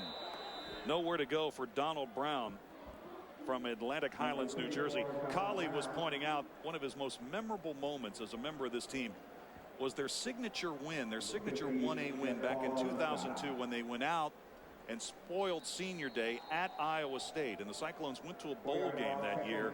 That was a win that, a real signature win for Randy Edsall in this UConn program. Knocked out of bounds. Well, you can see the speed that Brown possesses. You know, that little touch pass, DJ Hernandez has thrown the football downfield. He's thrown crossing routes. He's thrown hooks where he's had to throw the ball on a line drive. That little touch right there, there are some quarterbacks that can get the ball downfield that can't make that little touch pass. He's showing a great deal of confidence, and you can see as the ebb and flow of the game goes on, he really just gains confidence and builds upon that confidence and his success. Well, you could see in that great camera shot DJ Hernandez looking down to the wristband to pick out the play. Lots of information there. And Hernandez finally collared from behind at the 41-yard line. You know, Dave, I know you talked to Jeff Hathaway, the athletic director here at the University of Connecticut at the half. I had a chance to visit that facility that you talked about, and I will say this unequivocally. I've been all over the country coaching, recruiting, doing games with you and things. That is the best football facility I have seen anywhere, bar none. You combine that with this stadium, wow. Chris Pavasaris had his first punt tonight blocked at the end of the first half. This one will be fielded inside the 20-yard line. Elamine has it at the 11. We'll step away from East Hartford, Connecticut for the moment. Halfway through the third, UConn 31, Rhode 7.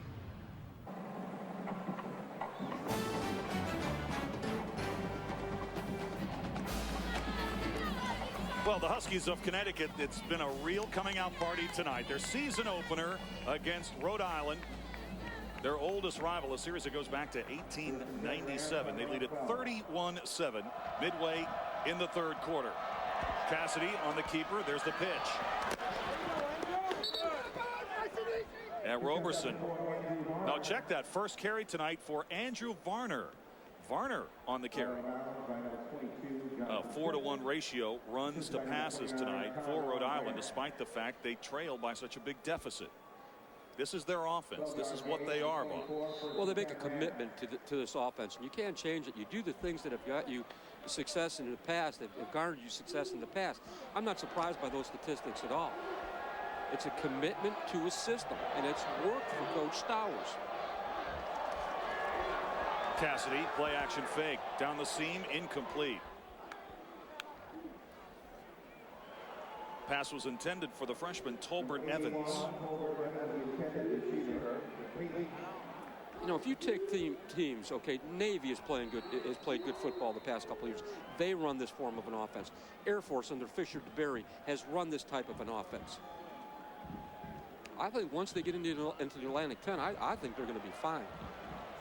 This young guy Cassidy's getting some good work today, as are the rest of these guys.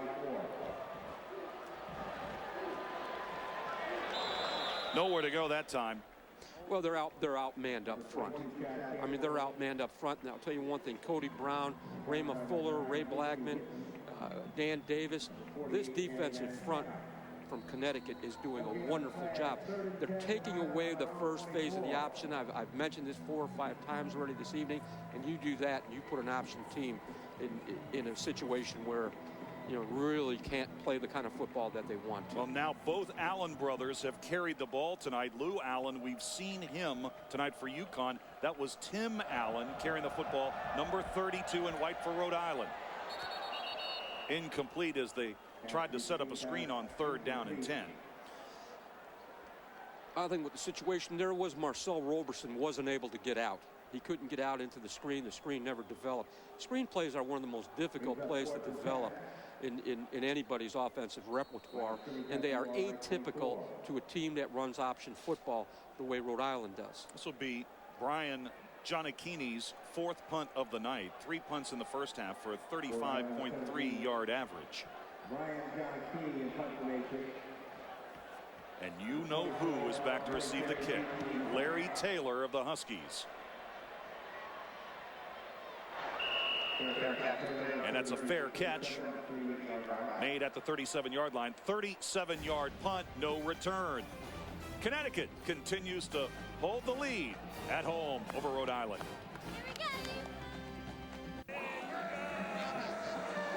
Connecticut fans in the house tonight loving it. 31-7. Huskies over the Rams of Rhode Island. A little over 6 minutes to go in the third. Seen a lot of good stuff tonight, Bob. A lot of good football. Here's the handoff to Colley. Oh, he reads his blocks beautifully. Set it up. Takes it down into Ram territory to the 44. That's a veteran play. A little stop and go. He waited for the block and then shot through the opening. There's a patience. I mean, you have to have patience as a running back. Young running back, Zingle. You want to go in a straight line. Right here. Pat the feet just a little bit, a little shake, take the football to the outside. Credit great play by the offensive line for Connecticut, basically for the entire evening. Colley waited for the block by Beatty and then shot through the opening. 1st and 10 at the 45. Here's the battering ram of the Huskies' backs, Lou Allen. So Allen takes it for 3 yards. It'll be 2nd down and 7. And Colley will come right back in.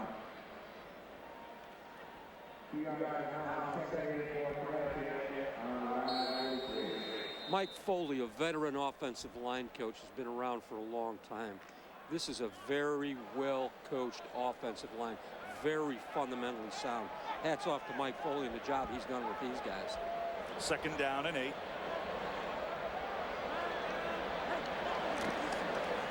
Fake by Hernandez. Steps up, still looking, firing. In and out of the hands of his intended receiver. Nothing wrong with that pass. He put it right on the hands of Dewar. Nollis Dewar, a redshirt sophomore from Windsor.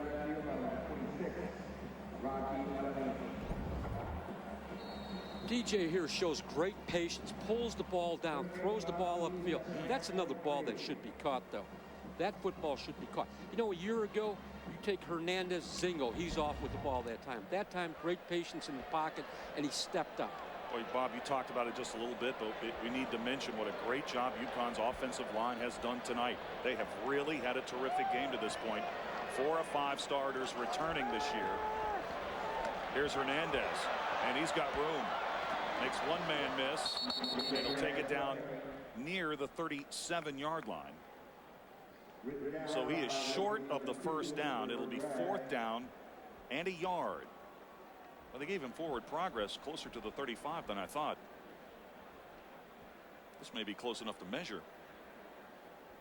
And it'll be our first measurement of the night. Get the chain gang some airtime.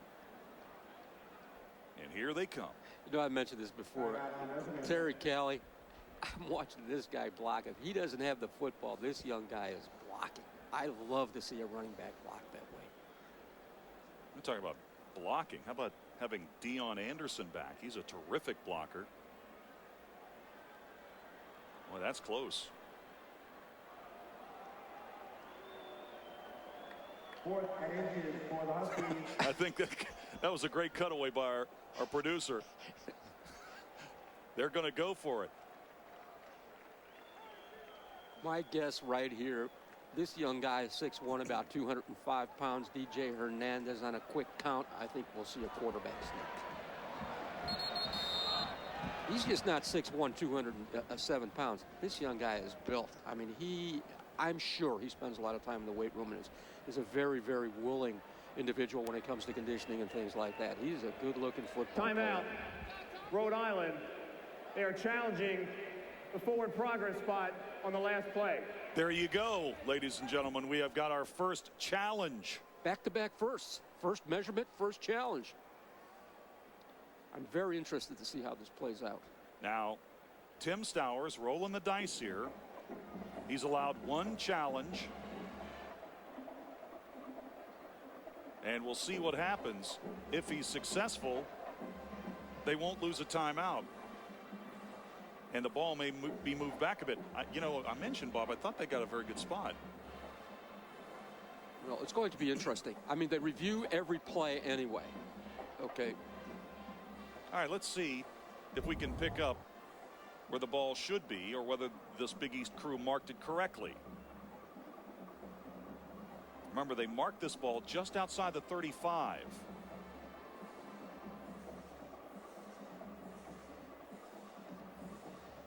Bit of a generous spot.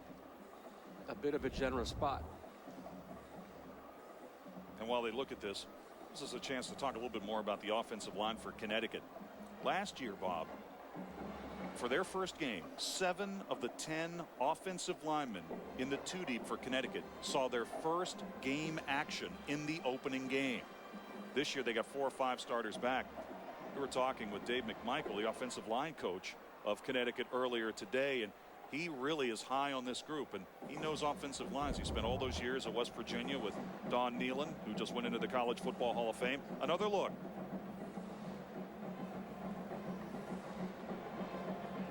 Well, you know, the one thing with the angle on that, and I don't know what the angle is up in the booth. I mean, we've had some great camera work this evening. You know, from that angle, perhaps they are marking the forward progress, the absolute forward progress of the ball. There is indisputable video evidence that the runner's knee was down at the 36-yard line. The ball be placed at the 36-yard line, 4th down. So there you go. Right.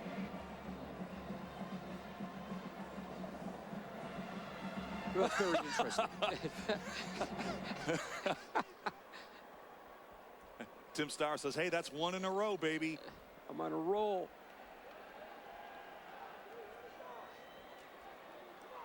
Not sure what I think about these coaches' challenges. I'd like to see him go to either go to the or don't have it or go to the NFL way of doing things. So they move the football back a yard. It's 4th and a little over a yard. And Lou Allen says, forget it. I'm going to get it anyway. And he picks up the 1st down, and you can hear the crowd chanting Lou as he goes down near the 29-yard line.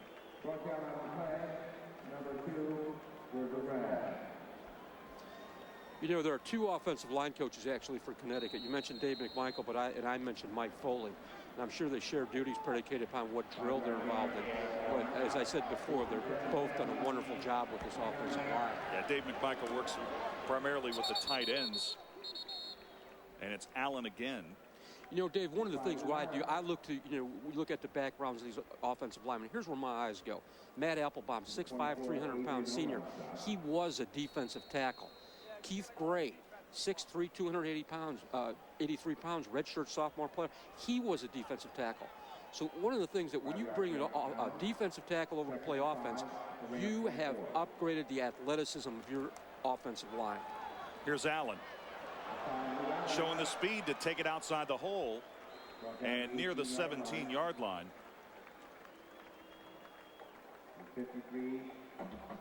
You see number 32. That's Lou Allen's brother, Tim Allen. And he is one of 9 Connecticut natives on this Rhode Island squad.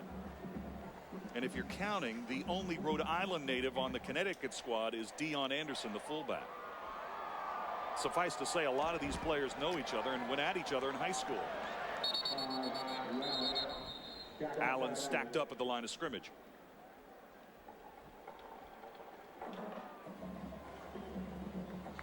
Here's Lou Allen, 3 starts last year. And when you look at some of the highlights for Connecticut last year, one of them that stands out is that 60-yard run he had for a touchdown against South Florida. That was the key play in a victory by the Huskies over the South Florida Bulls. 2nd down and 9.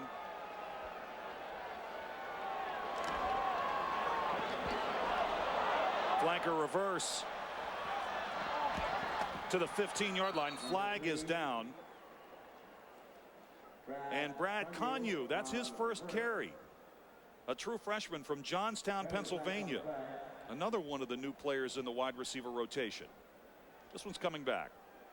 No, check it. That's a hold against. No, he's got it right now. It is holding against Connecticut.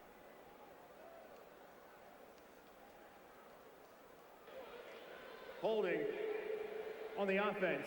Number 81, 10 yards from the spot of the foul. 2nd down, timeout on the field. In a play of that nature, that type of a flanker reverse, it takes a long time for that ball, a relative long time for that ball to get back down to this side of the field.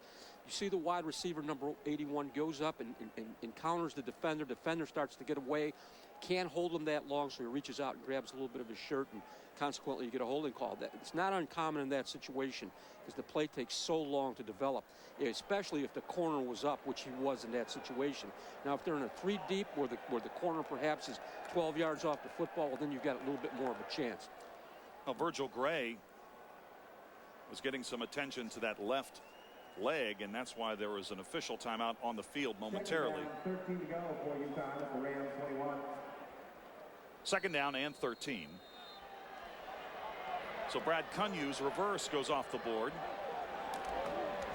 Here's Hernandez on a play fake.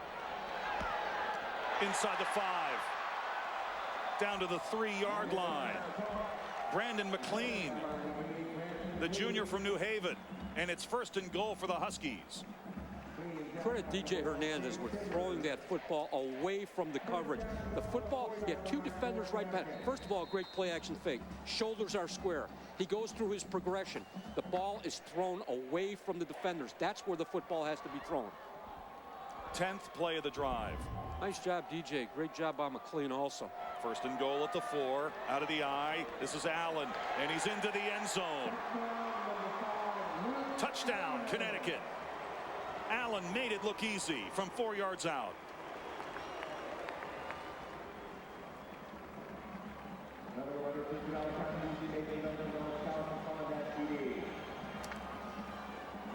A lot of young guys on that Connecticut bench saying, hey, coach, how about me right now? Home opener. Lou Allen's dad, Lou Sr., was a Connecticut tailback in the early 70s. And the son did the Papa proud there, took it into the end zone for a 4-yard score. 11 plays, a 63-yard drive that took 3:48 off the clock. Lou Allen, a 4-yard touchdown run. First score of the second half belongs to Connecticut, who controls this game 38-7.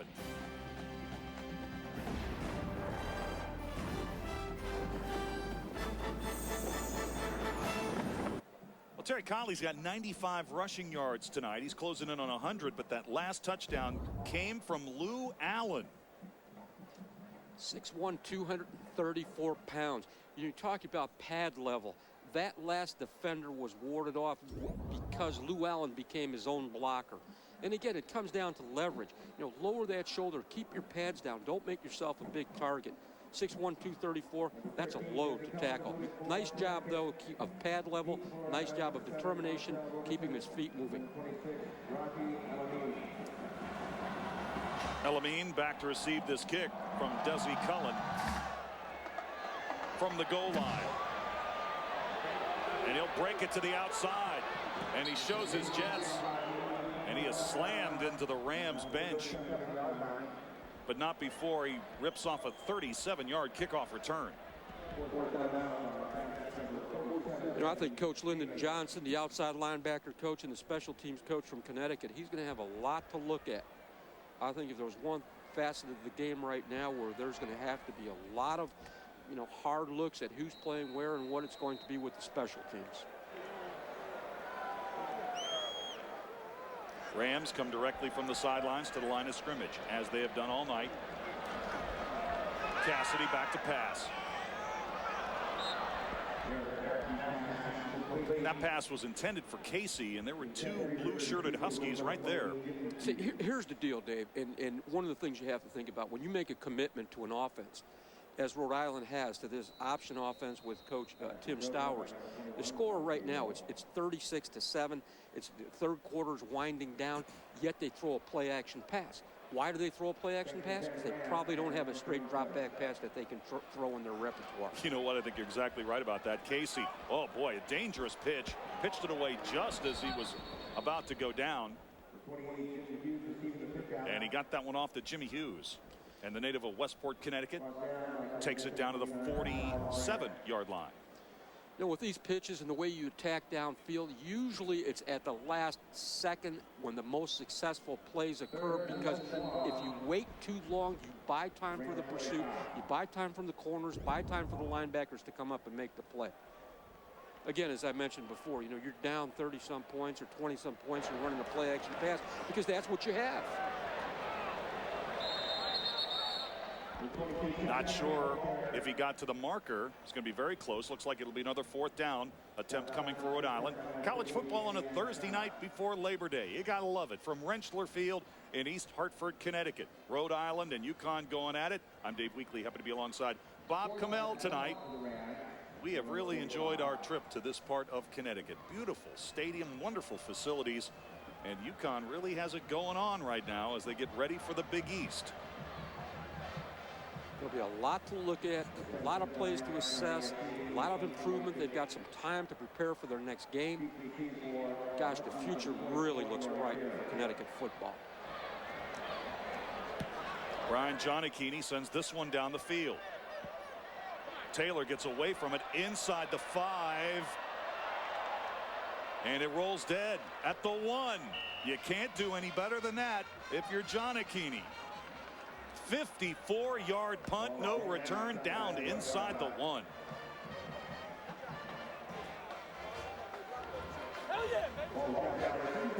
Here's a look at Connecticut's schedule. Now they are off next week, and they will host Wake Forest. Wake Forest will host Syracuse on Saturday. September 23rd, they go to Indiana. What's significant about this early portion of the schedule, Bob, is they've beaten Wake in the past. They've beaten Indiana in the past. September 30th, Navy comes in, and this Rhode Island game is really a good precursor for the kind of offense Paul Johnson has at Navy. Connecticut does not make its first Big East Conference appearance until October 7th at South Florida. Army comes in the following week, and after that, it's all the Big East. West Virginia at Rutgers, Pittsburgh, Syracuse, Cincinnati, and then Louisville. Connecticut has 7 home games. I like it. I like that type of a schedule. If your athletic director can get you 7 home games, I like it. I think it's the way to go. Now, after the change of possession, once the ball was set, DJ Hernandez opted to let the clock run out. So we've come to the end of the 3rd quarter. We're heading to the 4th. It's been all UConn tonight in their opener against their oldest rival, the Rams of Rhode Island. Lou Allen and the Huskies rolling, heading to the 4th, 38-7.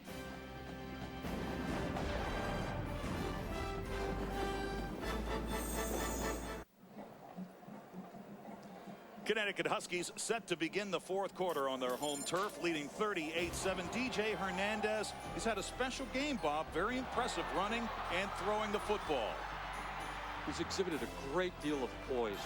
I'm really surprised, coming in for this first game, stadium here, night game, the whole deal. He showed a great deal of poise. He's made some great decisions, and he's taken care of the football. Long touchdown pass to Brandon Young. That was in the first half. His other touchdown pass was to Larry Taylor of 24 yards. It opened the scoring for Connecticut. DJ also had an 18-yard touchdown run. And right now, he's just pushing the pile forward. Try to give the Huskies offense a little bit of operating room as we begin the 4th quarter. Well, we've seen some stuff tonight. Opening kickoff. Onside kick by Rhode Island. It worked. We saw our first coach's challenge tonight by Rhode Island. It was successful. Rhode Island, after that onside kick and moving the football, had to come away with points, and they didn't. 2nd down and 7. From the 4.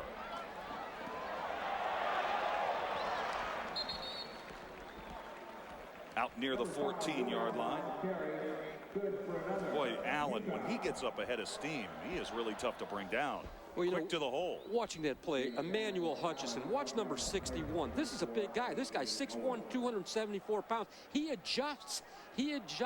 He's looking for the kick-out block. Instead, he turns upfield and gets the linebacker. Allen gets the yardage. Nice job, Emmanuel Hutchinson. Hutcherson called the most talented offensive lineman that Connecticut has by Randy Edsall. Up to the 17-yard line. You see a pattern with the types of recruits that Coach Edsall's bringing in. You mentioned Emmanuel Hutchison.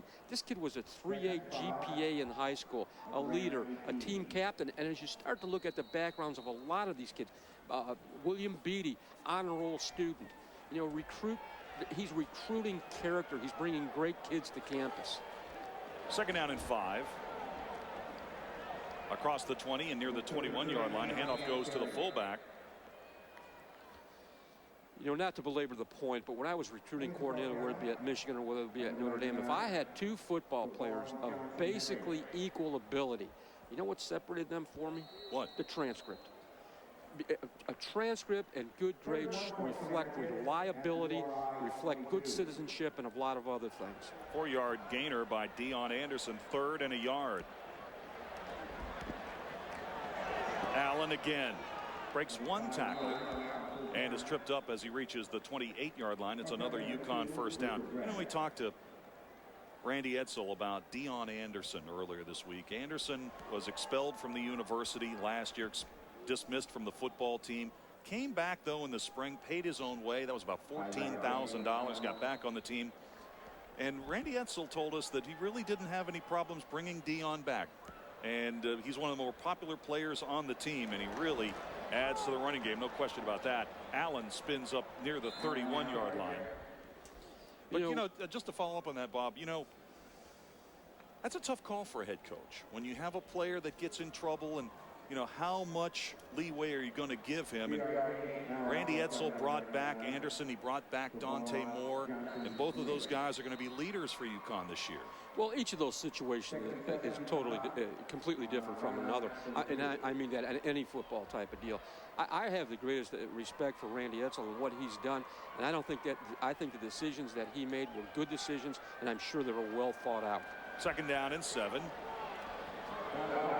Boy. Brown, Donald Brown with some wheels. And it looks like Terry Colley's night is done.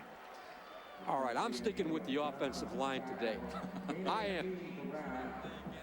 Matt Applebaum, 6 feet, 300 pounds, pulls and leads the play. Matt Applebaum, number 57. Watch this. Look, look, look. Get him, Matt. Bingo. Is that a fine play for an offensive lineman? And is that an athletic guy at 6'5", 300 pounds? Again, don't forget, this guy was a defensive lineman before he went over to offense. On first down, going to keep it on the ground. Again, it's Donald Brown, and he's brought down at the 45-yard line after a gain of 5. And if you're wondering where Matt Bonoslawski is, when we asked Randy Edsall about his plans for the quarterbacks for this game, he said DJ Hernandez is my starter. He was anticipating that Hernandez would play the entire game, and thus far tonight he has done just that.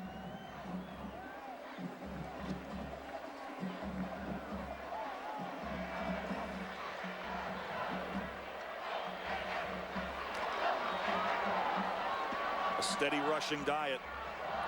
How about Brown keeping his feet? Now he's off to the races. Knocked out of bounds near the 15-yard line. You know, I talked about evaluating football players from the feet up. Can they move their feet quickly relative to everybody else at their particular position? Watch the feet on this young guy. They never stop. Inside, outside. Keep going. Keep going. Out to the outside. Sets a hand down. Shows great balance and takes off with the football. Running back coaches do that, Dave. They take a running back, they'll put the ball in his hand. At the sound of a whistle, he'll touch a hand down. Go downfield a little bit, touch a hand down. Keep his feet moving. A timeout on the field. Donald Brown, 29 yards on that carry. Boy, Allen and Donald Brown battled for the right to be the backup to Terry Colley tonight. Allen saw most of the carries after Colley left the game, but now we're seeing a steady diet of Donald Brown and little thunder and lightning going.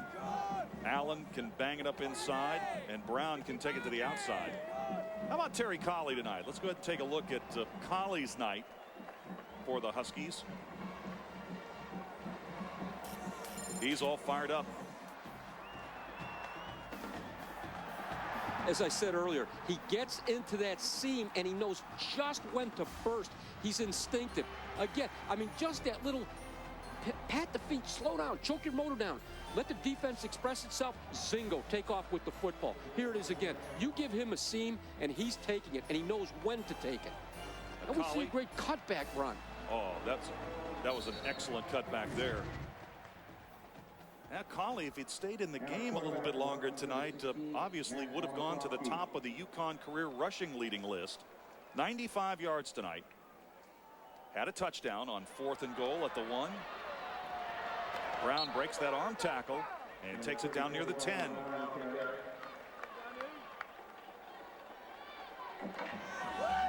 Great article today in the Hartford Courant about Terry Colley and how much he loves to fish. And he likes to catch the big ones.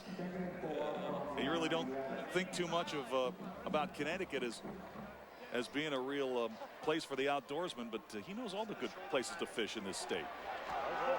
Handoff up the middle, inside the 5-yard line, down to the 3. First carry for the backup fullback, Anthony Barksdale, sophomore from Farmington, New York.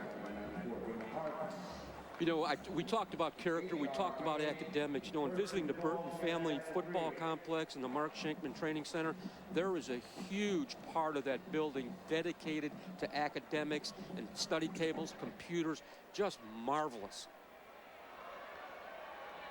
First and goal at the 3. Connecticut knocking on the door again. It's a race to the end zone that is easily going to be won by Donald Brown.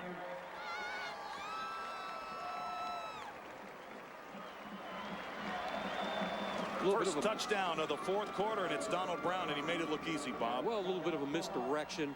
They faked the toss one way and gave the ball coming back the other way. A little misdirection play, and as you said, then it was just a race to the end zone. Donald Brown caps a 12-play, 99-yard drive. Newsy tacks on the extra point. 45-7. Connecticut rolling to a big opening night win over Rhode Island.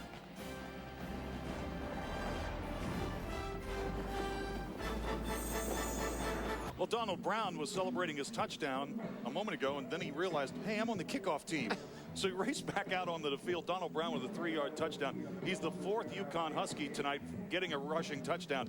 And the race is on to the exits here in East Hartford. 45-7. Well, the Husky faithful have to be very, very happy with this performance. Hey, but you know, when you're a student, why it's a school leave? Night. It's a school night. Hey, wherever you are, it's a party, Bob.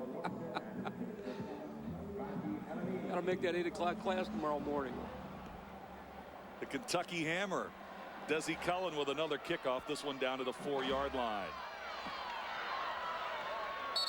Elamine with another opportunity to return the kickoff, takes it out to the 25-yard line. That's a 21-yard return.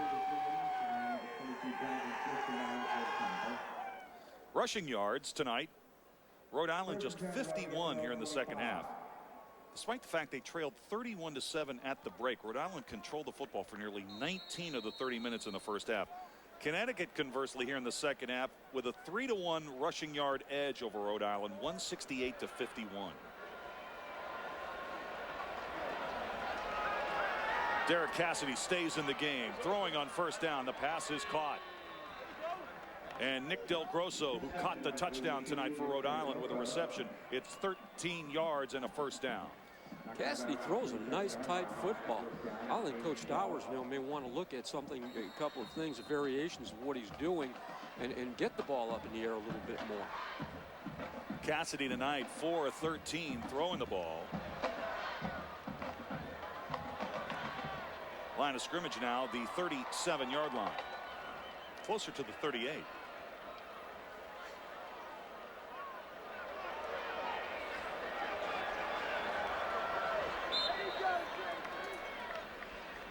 Belly handoff that time. John Pitt Coombs, his first carry. Redshirt sophomore from Staten Island, New York, Tottenville High School. One of the things about Derek Cassidy, coming from Winter Haven, Florida, Lake Region High School, he was a triple option quarterback in high school. So he's a great take for Rhode Island for what they want to do offensively. Whistles blow this play dead. Prior to the snap, false start on the offense. 4, 5 yards from the line of scrimmage. Repeat, second down. Redshirt sophomore Andrew Varner flagged. But Tim Stowers played at Auburn. And once Irk Russell began the 1AA powerhouse program at Georgia Southern, Tim Stowers was the first coach after Russell retired. And he won a national championship in his first year. And where do you go from that? It's tough to top that. He told us one of the things he really likes about Rhode Island is he's carving out his own niche there. Cassidy, incomplete. Del Grosso couldn't hold on. But wherever he has gone, this is his offense. They love the triple option. And you go down their roster, he has the two deep sprinkled with a lot of players from Georgia. He's got some speed from Florida. Well, in the recruiting process, you go back, you hire coaches, and you have certain coaches that are very familiar with particular areas. And, you know, not to sound too mercenary about it, but recruiting is sales. And it's trust and it's relationships and it's getting the trust of the high school coaches and from that nature.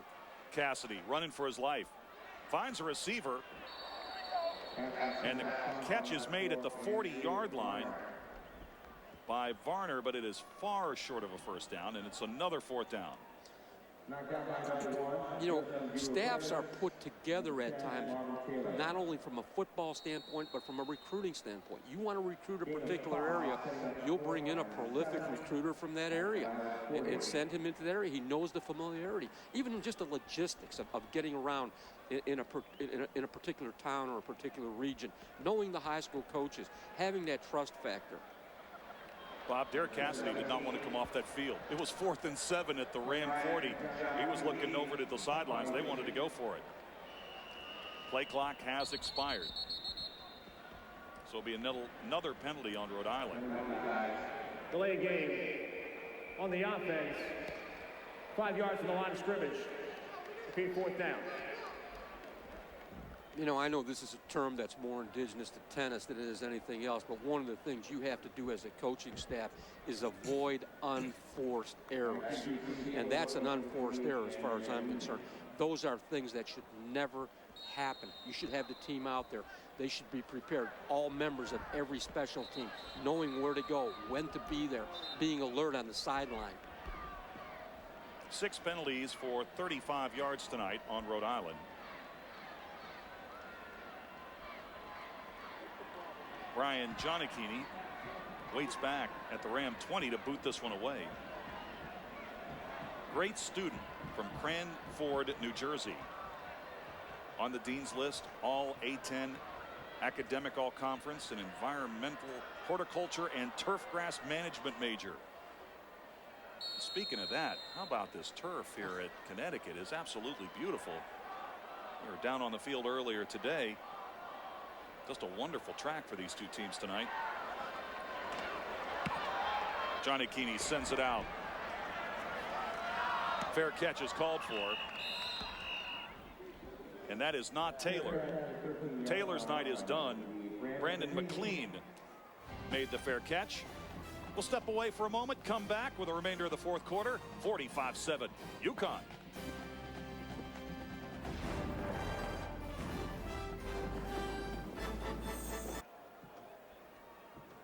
7:48 to go in the fourth quarter. Connecticut leading Rhode Island 45-7. And for DJ Hernandez, the redshirt sophomore from Bristol Central High School, his night is over. Matt Bonislawski, the fifth-year senior from Natrona Heights, Pennsylvania, comes in. And so we'll see him step under center, the second quarterback of the night for Connecticut. Of course, Bonislawski started the first 5 games last year before he broke his shoulder against Syracuse on October the 7th. He was still nursing that shoulder in spring practice, and that's where Hernandez really took control of the position. Here's Allen, and he has just tripped up, or he would have been off to the races. That's a 12-yard gain out to the 26. Quick hitting play led by the fullback. Just a basic old-fashioned isolation play, as I mentioned before. Isolation, isolating on the linebacker with the fullback, making that block. A lot of fullbacks don't want to make that block. But I'll tell you one thing, you get a guy who can block like that and make those plays, that makes a big difference for the offense and the confidence of the running back. One of the things you always want to do, though, in a play like that, you take a little stagger step with the tailback. You don't want to be too close to that fullback. You want a little bit of an interval so you can read his block. From the 26. Connecticut keeping that football on the ground, letting the time tick away. Anthony Barksdale on the carry, his second. Last 15 plays for the Huskies have been runs. Here's a look at the schedule for the Big East Conference this week. Of course, Connecticut, mission accomplished tonight. Still to come, a couple of Big East versus ACC matchups. Rutgers will be in Chapel Hill. Marshall and West Virginia will be playing for the first time. since 1997. Syracuse at Wake Forest. McNeese State, the pick to win the Southland Conference, will be at South Florida. That'll be on Saturday night. Here's Allen. And he's very close to the first down. He may have it up near the 36-yard line. Virginia and Pittsburgh, that's a very intriguing game. Look at all those ACC Big East matchups. Eastern Kentucky, they are ranked 20th in the 1AA preseason poll. They'll be playing the Cincinnati Bearcats. Then on Sunday, Kentucky of the SEC will take on the Louisville Cardinals. Louisville is a 22-point favorite in that game. Who would have believed that 20 years ago? So that's what we got upcoming in the Big East this coming weekend. Games on Thursday night, Saturday, and Sunday in the Big East. 3rd and a yard.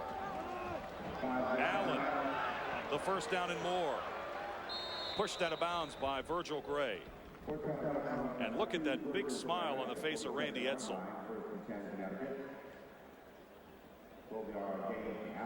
Now, when you're coaching and you're in a game like this and the game is winding down, there's so many thoughts going. You know, one thing I like is, you get some guys, they stand on the sideline as a head coach. Oh, we've got so much to work on and everything.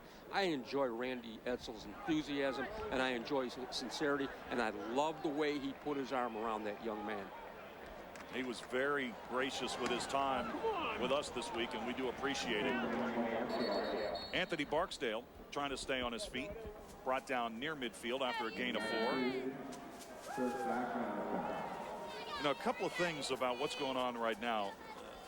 UConn would really like to get through this season, Bob, with DJ Hernandez and Matt Bonaslawski as the 2 quarterbacks. They had to burn the redshirt year of Dennis Brown last year. They used 3 starting quarterbacks. Brown he started at Rutgers and he started at West Virginia. If possible, Randy Edsall would love to get that redshirt year back. He'd like for Brown to redshirt this year if possible. It's certainly an option. 2nd down at 6. Donald Brown already has a touchdown tonight, and he'll take it for a first down at the 42-yard line. College football tonight. Connecticut having their way with Rhode Island. Dave Weekley happy to be alongside Bob Kamel tonight. Hope you enjoyed the action. Most of the competitive stuff took place in the first half.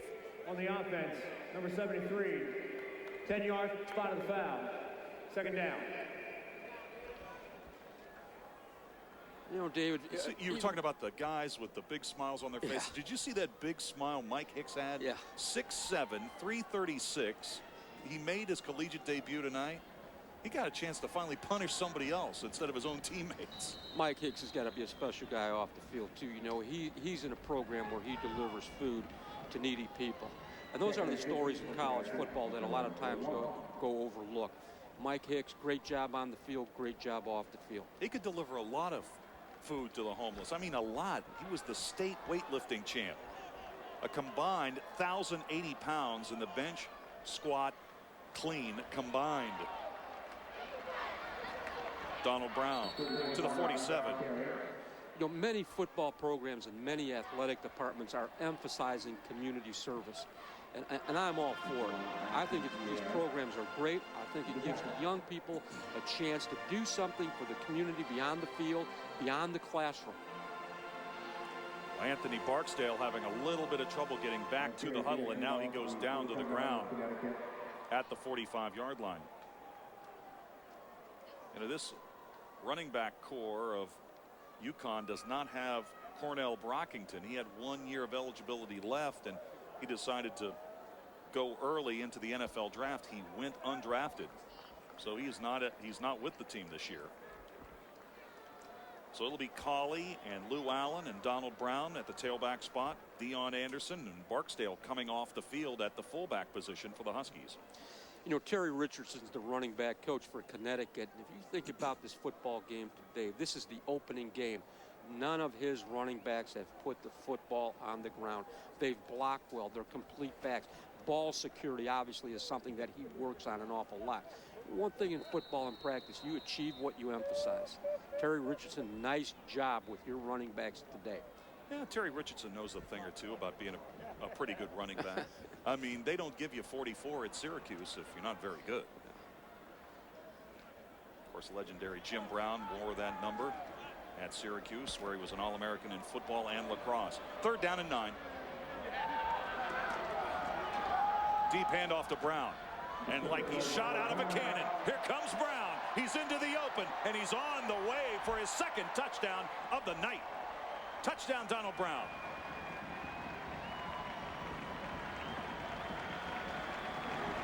"54 yards." One of the things you want your offensive line, your running backs, and everybody else, get a hat on a hat. Everybody occupy somebody, and then let the back make the cuts. Great acceleration here. You talk about coaching. You see him when he broke to the outside, took the ball from the inside arm and put it to the outside arm. That's coaching. Those are things that are stressed. I'm not surprised at the way these guys play. Donald Brown really jumped up into the mix for that reserve tailback spot with a great fall camp.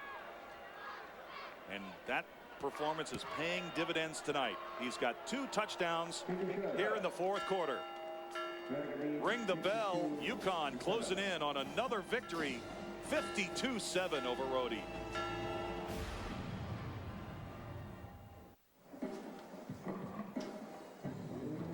52-7. You know, last time Donald Brown scored, he had to rush back out to be on the kickoff team.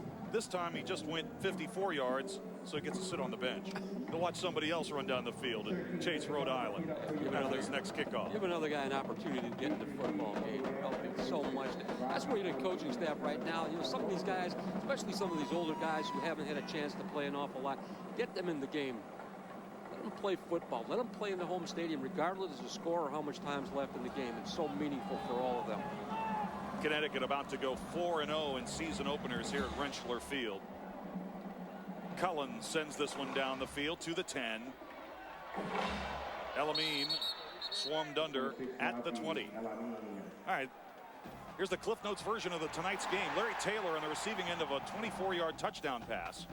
DJ Hernandez with 1 of 5 rushing touchdowns tonight for the Huskies. Here is the touchdown tonight for Rhode Island. Nick Del Grosso, a 25-yard pass from Cassidy. Lou Allen, 4 yards into the end zone. Donald Brown, that's his first touchdown, and moments ago he had a 54-yard score, and that's where we stand.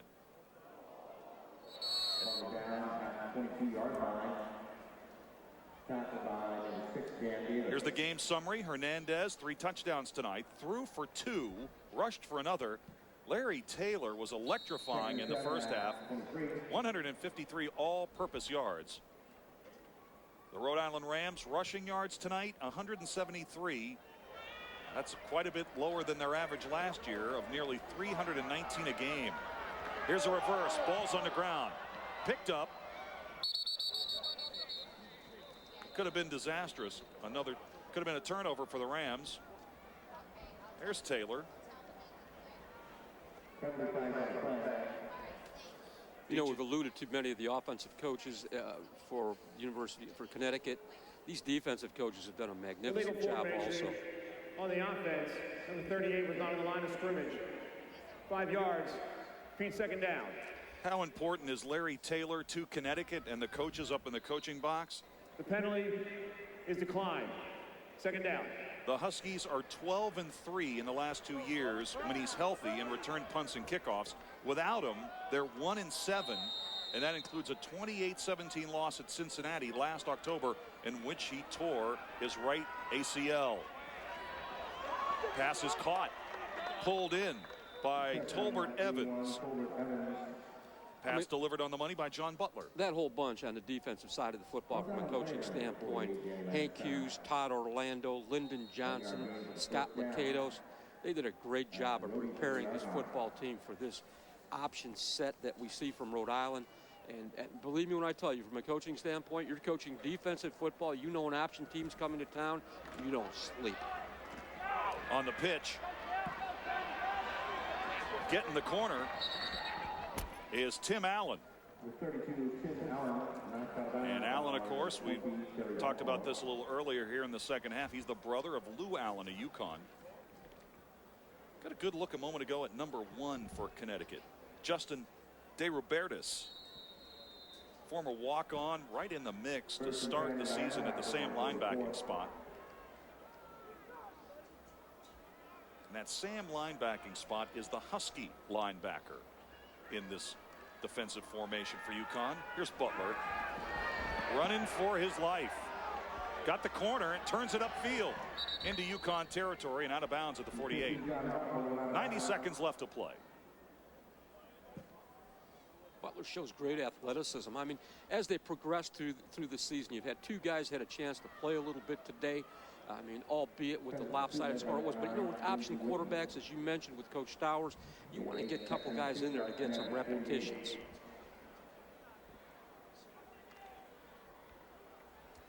Second down and a yard. Short 2. Pitching it outside. Allen diving forward, and he has got the first down, crossing the 45. Here's a look at the schedule for the Rams. Merrimack will be the home opener, and they will follow that up with an off week. Then the Blue Hens of Delaware come in, followed by Brown. They'll be at JMU on October 7th. Host Richmond on the 14th, at UMass the 21st, followed by a home game with Maine in November. 3 road games to end the season at Hofstra, at New Hampshire, at Northeastern. By the way, this is the last year of the Atlantic 10 Conference as an entity, and that pass is intercepted. Boy, you mention him, and here he goes. Justin De Robertis comes up with the interception.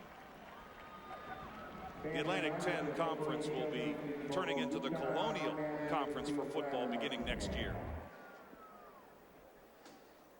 Quarterback looks to the inside, then to the outside, tried to look off the defender, and then threw. That ball should have never been thrown. But again, you're talking about a young guy comes in here in this situation.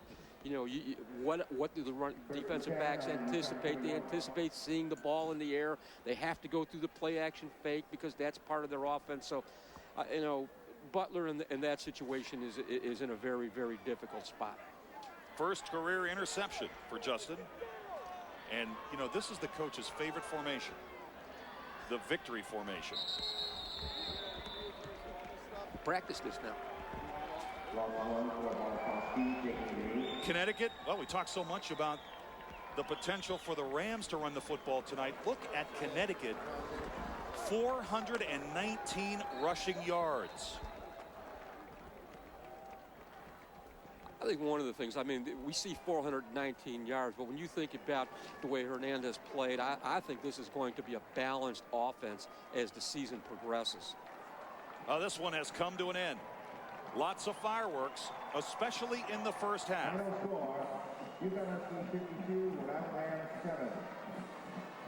Connecticut is now 19-6 when opening the season at home since the Yankee Conference was formed back in 1947. Rhode Island and Connecticut were charter members of the Yankee Conference in that year. Rhode Island and Connecticut meeting for the 91st time. Randy Edsall and the UConn Huskies do it up, and they do it up big over the Rams of Rhode Island tonight, 52-7. We've got more from East Hartford when we return to Rentschler Field in just a moment.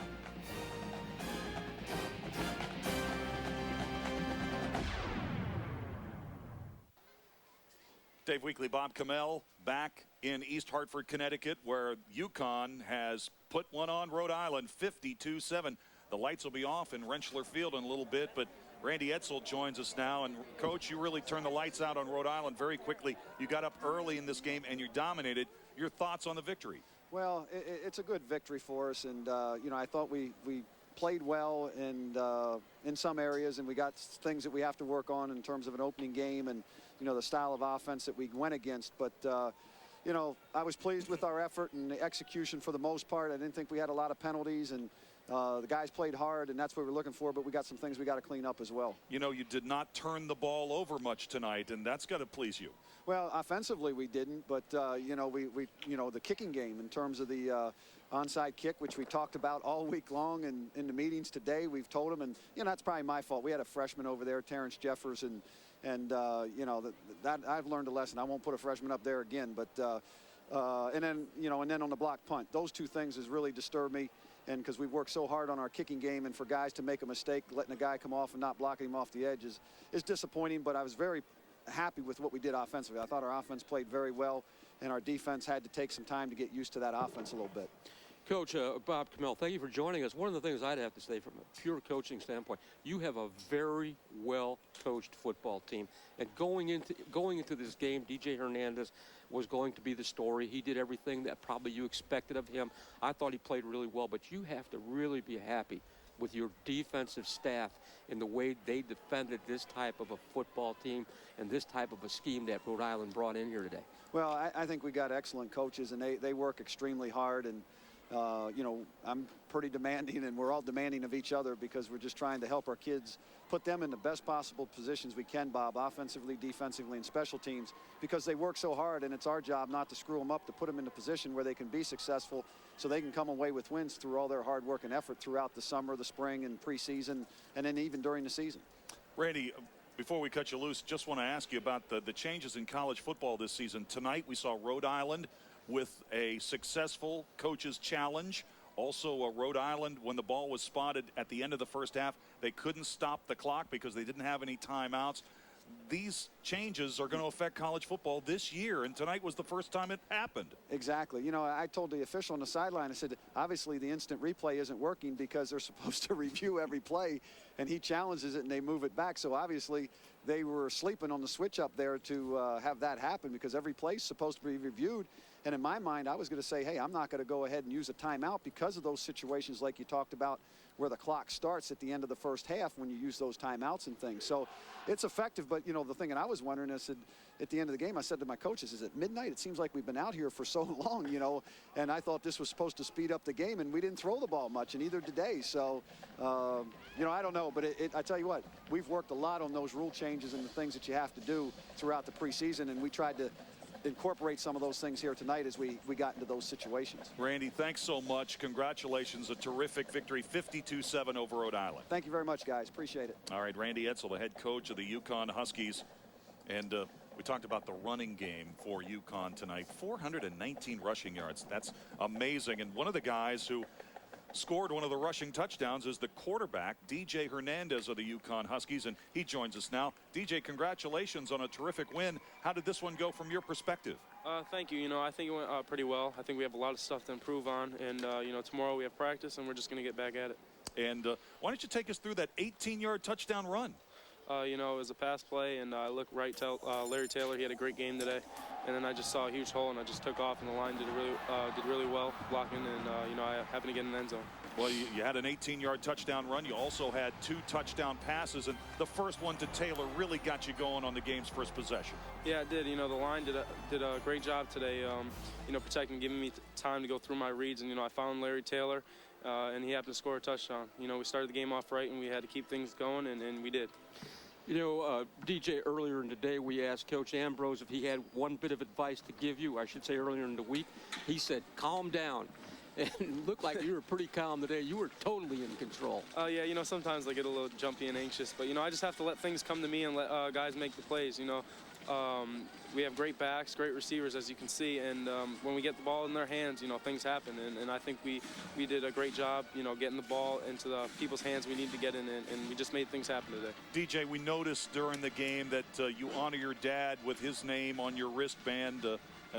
Did thoughts of your turn it around so we can see it on the camera if you don't mind. No, this isn't my dad's. No, this is just something that you did personally. Yeah. Okay. Did any thoughts of your dad come to you tonight during the game? Oh yeah, you know, I wish he could be here. He'd be very proud. You know, this is my dream to start, you know, at a big Division I school, and it's just the beginning. You know, I'm expecting big things from this team. You know, I'm never going to be satisfied, and we got a lot to work on. All right, DJ, thanks so much. Outstanding effort tonight, and good luck in the next game. Thank you. Nice job, young man. All right, DJ Hernandez, the quarterback of the UConn Huskies, who rolled to an easy win tonight over Rhode Island, 52-7.